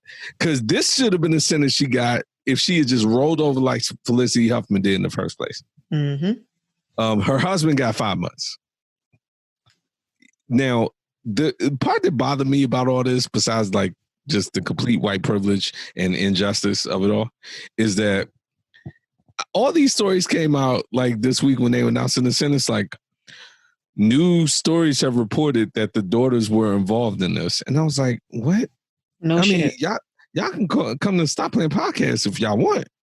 We've been on top of." They were posting. They were like, the daughters allegedly posed for the picture. We knew that. Allegedly, we saw the post. Yes. Like, these stories are coming out now based on like the sentencing documents and everything, where it's like in court, you know, she coaxed her daughters to pose for a picture. We knew that. If you watched American Greed or A&E or whatever, they showed the pictures. Look, guys, come and Stop Playing Podcast. We'll guide you through this, Aunt Becky. Look, just go back and listen to our episode, Red Carpet Courtroom. Red Carpet Courtroom. We'll tell you all you needed to know. It starts there, and then any Aunt Becky update we gave just guides you through the case. Like, the daughters should go to jail. All of them should go to jail. That's fine. Olivia, she hasn't said anything. That young girl is heartless. Her parents are going all the way to jail for her. She out there taking photos and being an Instagram influencer. So she getting all her back. I mean, she need to break us off like 500,000 of her followers, and she would still have 1.5 million after that. Oh, before we move on to sports, I would just like to mention that I watched the last season of Fuller House. No mention of Aunt Becky once. I mean, it's like the center of the world opened up and swallowed her. Yeah. Like, she just disappeared. Yep. No mention. How do you not mention her? Not even to say she's way on business? Nope. Not even mention. Uncle Jesse's coming through with their adopted daughter and no mention. Shane, what's Hallmark gonna do? What do you mean? They already fired her last year. They fired her, but I mean, she's gonna try to get that bag back. She was making all kinds of movies. Look, Felicity Huffman got her career back somewhat. Exactly. So, it'll happen. Felicity Huffman was in jail in a shorter amount of time than this episode is going to be. Oh, she was in jail for 11 days. Right. Yeah. She didn't even have to get her change clothes. Like, whatever. Exactly. I did it. Let's move on, basically. Yeah. So that's a wrap-up story there. Aunt Becky, you wasted everybody's time with this. Stop Pretty it. much. Yeah. Ready to get into some sports? Always. Let's go. So NBA playoffs. Man, we watching them right now. We are. Yeah. Look, the bubble has been interesting. The NBA has, in my opinion, of all the major sports, handled the pandemic the best so far. They've given a model to everybody else. It's been enjoyable. It's been unique. But there have been some things that are exactly the same. There's always like soap opera like drama in the NBA. Mm-hmm. Always. So we got some playoff. Matter of fact, they just put the brackets in front of us. Yep, I'm glad they did. So let me pause my DVR. Hey, look, so we could just flow like we do, like we had it up on our screen. Exactly. So look, Milwaukee and Orlando, 1-1 there. Sham, I'm a little disappointed sometimes in Giannis. I feel like he and that team don't take control of that situation enough. I feel like that should be a sweep, but Orlando came out the first night and was like, "Yeah, nah, we're good."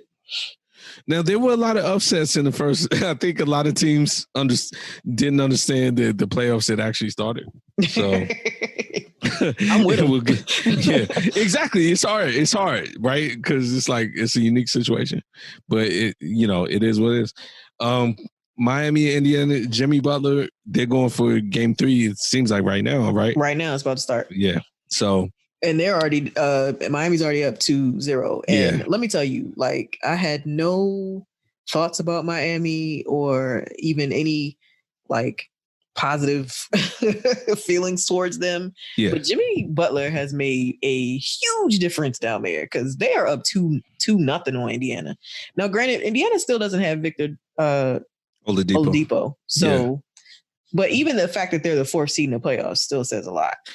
Sham, you're not giving yourself enough credit. I listened to our NBA preview show the other day, and we both said, and you vehemently said that Jimmy Butler would do exactly this. I did? So, Look at me. Goes to show you folks that I don't listen to the show. No, it just goes to show you don't give yourself enough credit. That's all that is.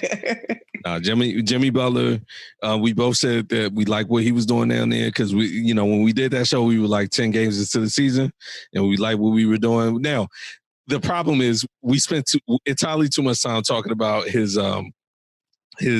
exploits off the court and his fight with Cat. Exactly. and stealing Cat's girls and stuff like that. But like we both acknowledge he will make a huge difference, and he has. So yeah. The next series though, Boston and Philadelphia. Mm-hmm. Boston is up 3-0. This you would not have predicted. Brett Brown, is it Brett Brown? Is that his name? The coach for Philly? I think so, right? Yeah. Yeah, his seat is probably smoking hot. And if they get eliminated, I'm not predicting he'll get fired because they've done a lot of good things under him. But next season will be uncomfortable for him in this situation. Now, they've had some injuries, but so has Boston. Yeah. And your boy is balling out of control right now. And somebody even went to say that he's better than the point guard they had last year, which essentially was Kyrie Irving. Kemba Walker is like, oh yeah. I'm really happy for Kemba Walker. He was under there. He was down there under Mike, and Mike was not giving him any help. Yeah, he deserves to be on a good team. Yes, he does. But yeah, Boston and Philadelphia, I definitely thought that would be much closer considering the talent that Philadelphia has. But like you said, that's to the testament of Brett Brown being able to keep them under control, I guess. Yeah, I mean, look, Simmons is hurt, so that's huge. And I guess that's more significant than Gordon Hayward, even though Gordon Hayward being hurt for Boston is still a big loss. But they can't get swept. Getting swept is not acceptable with Joel Embiid on that team. Absolutely unacceptable. Yeah. So they're down 3-0. They gotta at least squeeze out a win. And then look, Kawhi is handling business. Sham, I saw a stat yesterday. Kawhi is the first. Now it's Toronto history, but still. Oh no, I'm talking Toronto. He's with the Clippers. Why am I talking about Kawhi? And we can keep this in just to show how ignorant I still am. That I always look at Toronto and think of Kawhi. You know why? Because they're balling and they don't have them. So you instantly think like they're playing so well, Kawhi must still be there, right? No. Yeah. But we get into the big story. I mean, Nick Nurse, to that point, won Coach of the Year. Yes. And they are up, 3-0 on Brooklyn? No, look, yes. Brooklyn's not good. So no, there's also that. But Nick Nurse is out here. Look. Serving. He served with Kawhi and he's serving without him. So it definitely goes to show that he is an excellent coach. Got Siakam and Kyle Lowry out here playing like superstars. So Fred Van Fleet. He actually got a bigger role.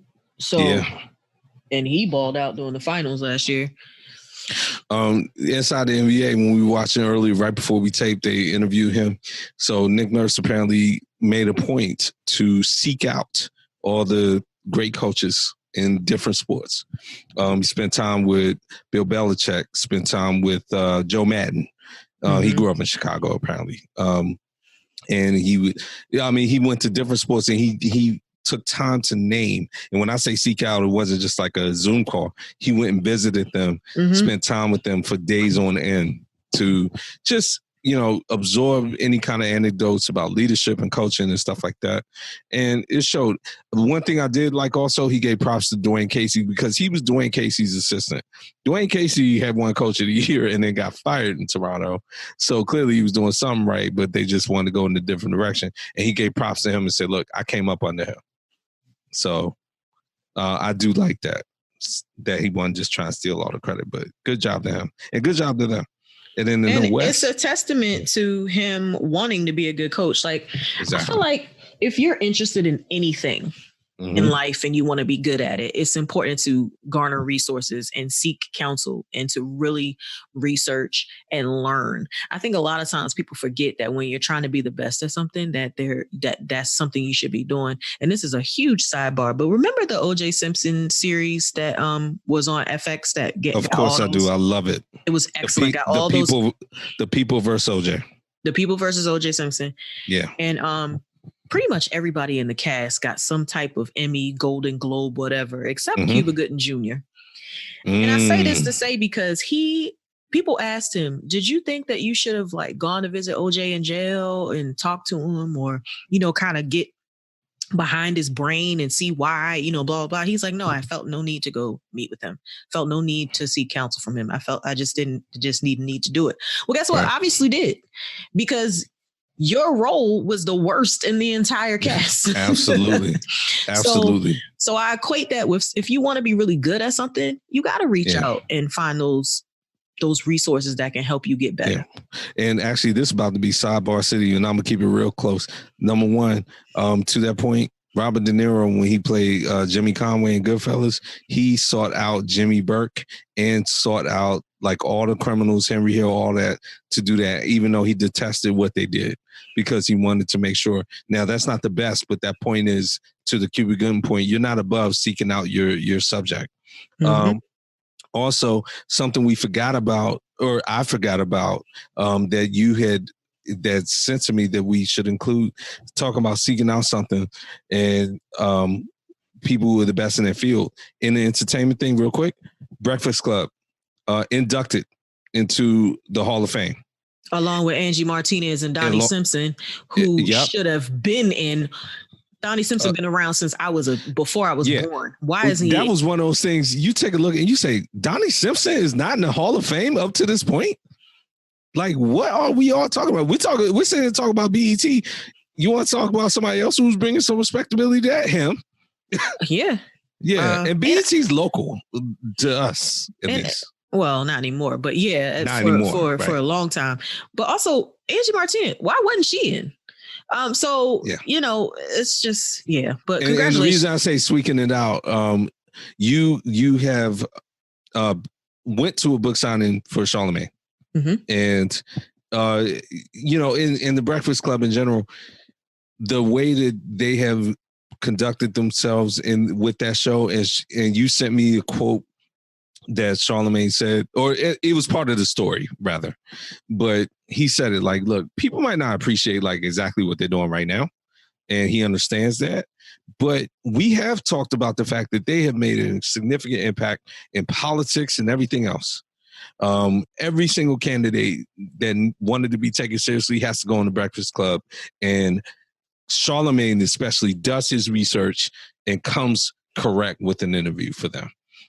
And the point being, people like us who are doing this podcast, we look at podcasts like that, and you live by your own words. That's why I brought this up and stopped the show to do this, because you live by those own words. Like, you saw him out, you talked to him, and all that kind of stuff. So that's a testament to what you're saying.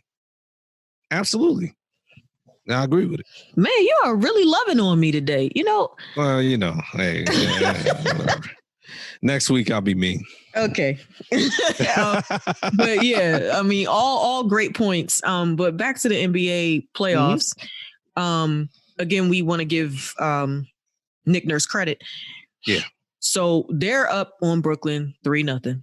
And we don't see that changing. I think they probably will sweep them. Again, we talked about Miami, Indiana, who are playing right now. It's very close in the first quarter. But moving on to the West. Yeah. Now, a couple of great things coming out of the West. So we've talked about this before with the Lakers. Anytime the Lakers lose, the sky's completely falling. When Dame in Portland, who they were playing, came out and beat them in game 1, Sam, I heard all kinds of stuff. I heard that LeBron is no longer like good anymore. The Lakers are trash. Dame is the best player ever. This and that. I mean, you want to talk about overreaction. Dame has been playing spectacularly in these playoffs. There's no question about that. But Sam, you want to know the funniest story? Let's go. I heard that LeBreeze was, quote unquote, not speaking to AD. After game 1. No, look. God. I had to stop myself because I was about to say he's such a girl, but that's such insult to girls.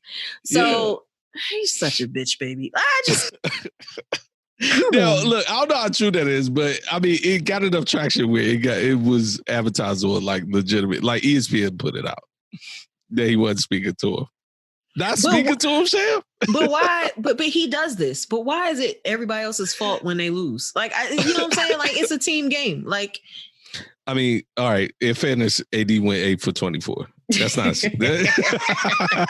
So in that particular instance, I'm not saying not speaking to him was the answer, but he does need to be called to the carpet for that performance. Okay, fine. Call him to the carpet for his field goal percentage, but LBJ, who did you stop from scoring on the other team? Because they still had to put up points. Nobody. Exactly. Yeah, look, the Lakers were not looking good coming into this. And that's the point. Portland was looking really good. They had to play their way into it. And it was a concern. And I was telling, a bunch of my friends, like, look, y'all are sitting there talking about, the Lakers wrapped up the first seed. And we talked about this a little bit. Seedings don't mean anything in the bubble. What's the significance of seeding in the NBA playoffs? Now, home field advantage. Exactly. Home court advantage. Whatever. Where's that in this? Nobody has it. Except for Miami. Yeah, I know, right? And Orlando. Right. That's probably why they were able to, squeak out game 1 real quick. But there's no fans, so it's not like there's anybody cheering you to rise above tense situations. And so, and then you put all the other elements in, like, okay, when you have a higher seeded team, besides the fans, the travel. You got to go back and forth as the series goes on. No matter what the players say, that wears on them. Yeah, everybody got fresh legs. I mean, and think about what players say after the games, like, we want to win this so that we don't have to go back there and blah, blah, blah, blah, blah. They don't have to deal with that here. Mm-hmm. So, I mean, there's just all kinds of different reasons why you have to come into this with urgency. And look, to LeBron's credit, he said, as the Lakers were going through the little last quote-unquote regular season games, he was like, I mean, we got to get it together because they're not playing well. They were not playing well. Now, they evened it up yesterday. So the series is now 1-1 with Portland. But, you know, the Lakers still have more questions than answers, in my opinion. Right? Yeah. Yeah. Yeah. I mean, what are they going to do? Now, there were a lot of upsets, though. We already talked about Milwaukee and Orlando. Portland beat the Lakers in game 1. The Clippers. They didn't just beat them. They beat them. Oh, God. They destroyed them. So that whole point I was going to say about Toronto earlier with Kawhi, just transport all those comments to the Clippers.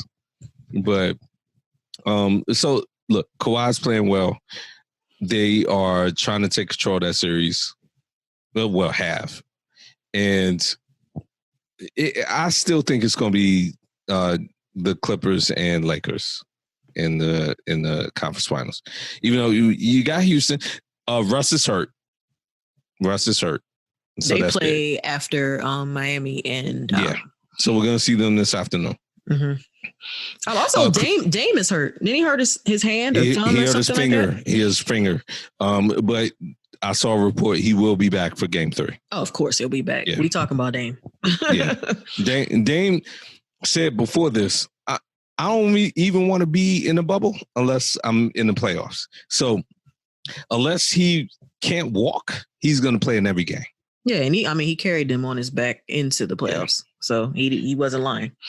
I mean, Dame is out here shooting from half court like it's nothing. Yeah. He'll just come up like, if he feels like it, like, okay, I don't see a set I like, I'm going to just go ahead and pop this from half court. And he's making like half of them. Yeah. In that second game, though, like CJ McCollum really didn't show up.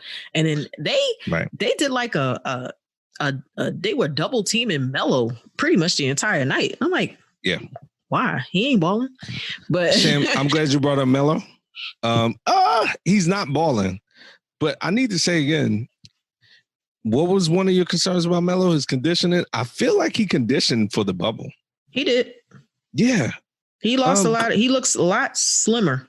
He does. He looks a lot slimmer and just a little bit more like agile. Mm-hmm. Did you listen to this podcast? I mean, I assume everyone who we talk about listens to this podcast. And that way, when they do what we say, we can take credit. I'm definitely taking credit for this. Exactly. So, yeah. So Melo, hey man, good job listening on this. Next time you cheat on your wife, like don't go on Instagram and make a video. Okay? Exactly. Yeah. Or just don't do it. Just don't cheat on her. Yeah. That was a very misogynistic response on my part. Yeah, don't cheat on her. On top of that. Anyway, all right. So, in general, Sham, how do you like the playoffs as much as you've seen?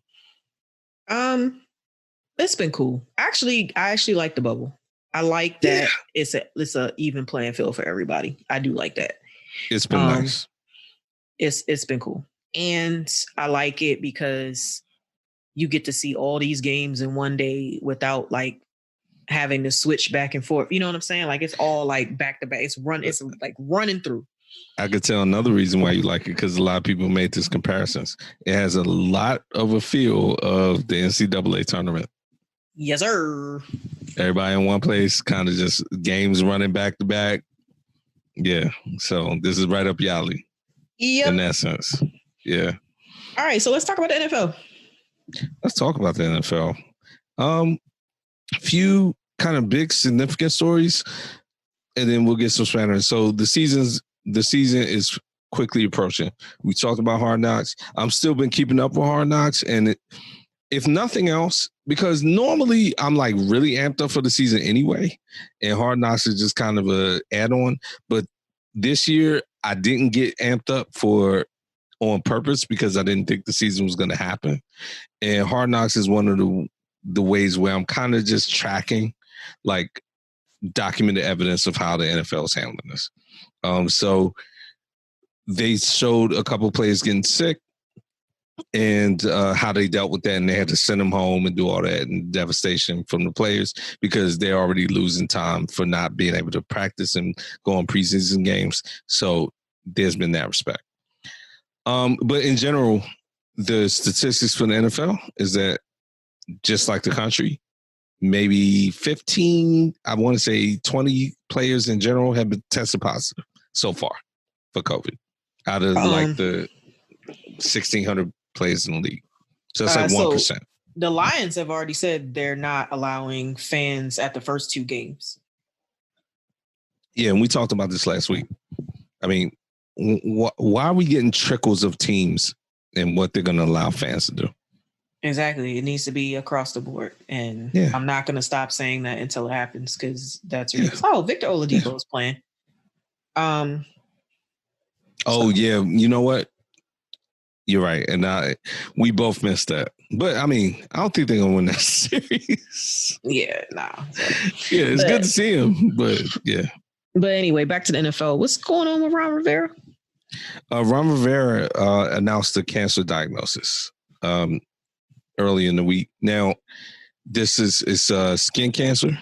Mm-hmm. He had a procedure and is undergoing treatment. From what it looks like so far, he will still be able to coach and everything. It's just going to be, something that he's dealing with throughout the season. But he did announce it. I want to say Wednesday. So in the middle of the week. So here's the thing about that too, as we sit here and we talk about the NFL and their handling of the coronavirus. So you're telling us that Ron Rivera has cancer and he had a procedure. Hopefully the procedure goes well and he comes back cancer free. Well, I said had. Right. Oh, sorry. Okay. So hopefully he's cancer free from the results. The results of the procedure. But if he's not and he has to go through chemo, he becomes an at-risk person. Yeah. So he will not be able to coach, which we definitely don't want to happen. I hope, because again, I didn't say this on the show. My dad had a cancer scare a few months ago. He had a procedure. He's cancer free. Mm-hmm. And I hope the same happens for Ron Rivera. But you got to think about that. Like NFL, aside from the fact that you've already got like 15% or however many percent of the players with this virus, you got coaches, you got staff. It's a trickle down effect. Like they really need to get on board and think about either they're going to have the games or they're going to just do across the board, no fans and just staff like the NBA is doing. Yeah. And I have an unfortunate immediate answer for you. Later in the week after that, by the way. So that was midweek, late week. Here comes Jerry Jones, who we talked about last week. Oh God, we did. Jerry Jones said on record, we have a dome and we're going to but it's a retractable dome and we're going to open the top and everything. And that's like basically my justification for having fans. Because our dome is retractable, so therefore air is able to come in and out. So that helps with control the virus. Did basically. He just waste a statement by saying that? So what? All you're doing is opening your dome to be on an even playing field with the other stadiums in the league, right. And other stadiums are already telling you that they don't have roofs. They're right. Open and they're telling you they're not having fans. So what the hell does that have to do with anything? Yeah. He thought that was a logical rebuttal to the fact that it's insane to have fans in the stadium. So there's only like Mr. 3 Jones or 4 teams that actually have there's only 2 teams with retractable roofs. There's in Minnesota, right? The ones I can think of, yeah. Or Atlanta. Do they have one now? And maybe the Raiders one, maybe ours now. We had a story. Yeah. But either way, I mean, so what? The retractable aspect was not built for this. No, it was built for like light. Like what are you talking about? Man? Like, shut up, bro. Anyway. Yeah, but that's my point. Like, you would think that there'd be a measured response from the NFL, but Jerry Jones is still out here running his mouth after we talked about last week how if there was a living, breathing commissioner, as Tony Kornheiser likes to say, Roger Goodell likes to lay the hammer down on players for misconduct and stuff like this. Lay the hammer down on owners and show some leadership in this crisis. And let them know if we're going to have a league with universal policies and rules and the players all playing under the same conditions, no fans in any stadium, period. NBA already did it, and it's going along very well. Now, on top of that, for the NFL real quick, they're talking about a playoff bubble, which I do like. I like that. What do you think of that? They're going to do that at the Wild World of Sports too? They need to have you in there just to say comments like that. I really want to keep everybody calm down. I need to be in these rooms. I really want to be in the room. Because apparently I'm the only person out here that's willing to say these things because it's ridiculous. Yeah. Well, no, look, if they're going to have a season, which is also ridiculous, I like the playoff bubble. I do. So I'll jump out there. If they're going to have a season, I don't think they should have it, but they're doing it. So. Well, wherever the Super Bowl is supposed to be this year, that's where the playoff bubble should be. I agree. Exactly. And then just have everybody there. Mm-hmm. That's precisely it. Now, a couple quick NFL notes. Kansas City, speaking of Super Bowls, last Super Bowl champs, they're the Kansas City Chiefs. They have been kind of sliding under the radar while the Washington football team figured out its whole response to Black Lives Matter. But, I mean, obviously, they still have their Native American imagery and all that. So even though they're keeping the name, I haven't heard anything about the name, Sham. The name isn't negative. It's not negative, but the point is people won't be able to wear the gear at the same. What the hell? Like, what are your thoughts on that? And then we'll move on because it sounds like you made your thoughts clear. Carry on. Makes no sense. Yeah. Now, a good story. Sham, we've talked about money management amongst players. Mm-hmm. And this one is a good one because, first of all, local product. Darius Hayward-Bay he went to Maryland, UMD, College Park. He got drafted by my Raiders. I'll be transparent. He did not live up to expectations for us. Mediocre at best. Yeah. He had a couple good seasons, but that was about it. Yeah, and they weren't for us. They were for Pittsburgh. Right. Everything for us was like underwhelming. That being said, he only was picked by us because it was one of Al Davis's last picks, and he was fast, and Al Davis likes speed. So that was why he went to us. The story that I'm talking about is Darius Hayward-Bay's mother is an accountant. And not just like some CPA sitting in the corner. She's a very accomplished accountant, has her own business and all that. So when he has contract, he entrusted her and worked with her to manage his finances. Mm-hmm. And really, the headline was clickbait because it said, oh, he lived like a teenager to save money and his mother managed his accounts as if to make him seem like sort of weak or whatever. No, it was actually a compliment to say he used the fact that his mother was a money manager and she gave him advice on how to manage his money and helped him go on a budget. Well, look, and he stuck with that budget. If people know like I do, and if I had any relationship with Darius Hayward-Bay, and if I was another player in the NFL, I'd have been like, yo, can your mom look after my finances too? I'd have had my mom making a whole situation out of it to helping other people. And she would do like common sense stuff. Like she would tell him to cut off his cable before leaving for the off season to cut out an unnecessary expense. Look, if you're not going to be in your house for 3-4 months, Why are you paying for cable? Exactly. Like it's common sense type stuff she was doing. And she basically was giving him monthly like allowances. Yeah. So he wasn't overspending, which for a person that's a good budgeter, that's what you're doing anyway. But if you know you're not good with money, having somebody like that to do it for you is what you should be doing. Like, and especially when it's somebody you can trust. Now, we've heard all the stories about a lot of these NFL players who have, in fact, done the very same thing, and their money has been mishandled and or taken from them, i.e., Terrell Owens. Mm-hmm. So the idea is there, but if I'm Darius Haywood Bay, I'm like, look, my mom's, she's good at this. You know what I'm saying? Might want to holler at her. Definitely. Yeah. Kudos to him. And he's made $38 million in his career, which is a lot of money, but can go fast when you're not responsible, i.e. Antoine Walker. Right. So Antoine Walker made way more than that. $120 million. That's right. And it disappeared. Yeah. So good for him. Hey, I have nothing but praise for this kid.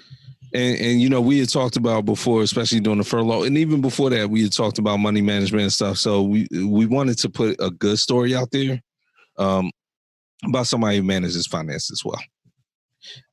Now, a wrap up of all wrap ups. Yo, you got smoke for this one. I got smoke for all of this because episode 6, was it? Yes. We discussed Dez Bryant and how he was out here going to Beyonce concerts with Jerry Jones instead of out here working out and finding jobs. But during 5 and 6. 5 and 6, we talked a lot about Dez Bryant. And at the time, he was offered a multi-year deal by the Baltimore Ravens. It was a 5-year deal, if I'm correct. This was 2018. Yeah. Instead, he says to the Ravens, I don't want a multi-year deal. I want a 1-year deal. Hence, he got no deal. Actually, he ended up with the Saints and then he got injured and that kind of fizzled. So now, fast forward to 2020, folks are saying he working out with the Ravens right now. I mean, you win the big circle to get right back where you should have been in the first place. Man, look. I am like, you big dummy. You should have just signed the deal. You've been sitting around for the last 2 years doing nothing. Now, kudos for the Ravens for just being open to it. But see, this is why I'm not a general manager. Because I'd have been like, didn't we try to give you money? Yeah, no, I won't need that workout. Like, I would have been petty. So, and you 2 years older now. Like, get out of here. Yeah. And you ain't been playing. Get out of here. I mean, like, okay. He shouldn't. Dez Bryant, like, Lamar Jackson, actually, let's talk about him. He tried to sign before this. AB. Because I guess they're cousins. That I didn't know. Yeah, there's some kind of relationship, like a blood tie, I believe. I believe they're family members. And when everybody was like, dude, we don't care. You could have won 10 MVPs all in 1 year. We're not bringing AB in this organization. Then he was like, all right, whatever. Hopefully this was kind of like I want somebody else who's controversial, but not as much, to appease Lamar Jackson, to make sure that he knows we listen to him. But other than that, like, I don't get it. I don't get it at all, actually. Why are they bringing him in? Yeah, I don't know. There's definitely they're just entertaining it, obviously. Because, I mean, but hey, you know what? Dez could have a good workout. I mean, I don't know. This came out the beginning of the week on or the 17th. So I haven't heard anything since then. So, the pictures I saw, he looked good. I mean, what choice does he have? He ain't been doing nothing. Meaning he looked like he hadn't let himself go and it was just going to be a complete embarrassment even in the tryout. Look, right? I mean, I'm not going to say that it would have been a complete embarrassment. I mean, I feel like you don't forget how to be a receiver after you've been doing it since you were a kid. I just think it's just very It's a lot of gumption. Yeah. But hey, look, best of luck to Des Bryant. it's just crazy to me. It is crazy. All the smoke you have for it, completely appropriate. Wrap up note: the world champion Washington Nationals are not looking very good right now. In general, we are well below 500, and this is a shortened baseball season. So I don't know if we're going to make the playoffs. We need to get it together immediately. So that's MLB for me, unless you got anything MLB. Yeah, no. Okay. Been talking for 3 hours. I know, right? NHL. No, stop adding stuff. No, this is a subtraction. Subtract the Washington Capitals from the playoffs. we won a game. I thought I would end it on this, and I know we've been going long, but I thought we would end it on this. We managed to scrape up a game, but we might as well have been swept. So subtract my 2-year formerly world champion Capitals from the playoffs, and their coach will probably get fired. Your coach will be subtracted too. Yes, but the hockey playoffs are going on right now. All right. That being said, let us wrap up this extra long episode of the Stop Playing podcast. As always, folks, you can catch us on any podcast platform out there. Thanks to those who have been subscribing to our Facebook page. We are over 350 likes now, so keep them coming. All right. Please let those translate into subscriptions to our podcast. Also, you can reach us on Instagram at the Stop Playing Podcast, as well as Facebook, and on Twitter at Stop_Playing Pod. Like we always say, no double dipping unless it's the podcast. Keep your chips on the plate. We'll talk to you again real soon. Stop playing.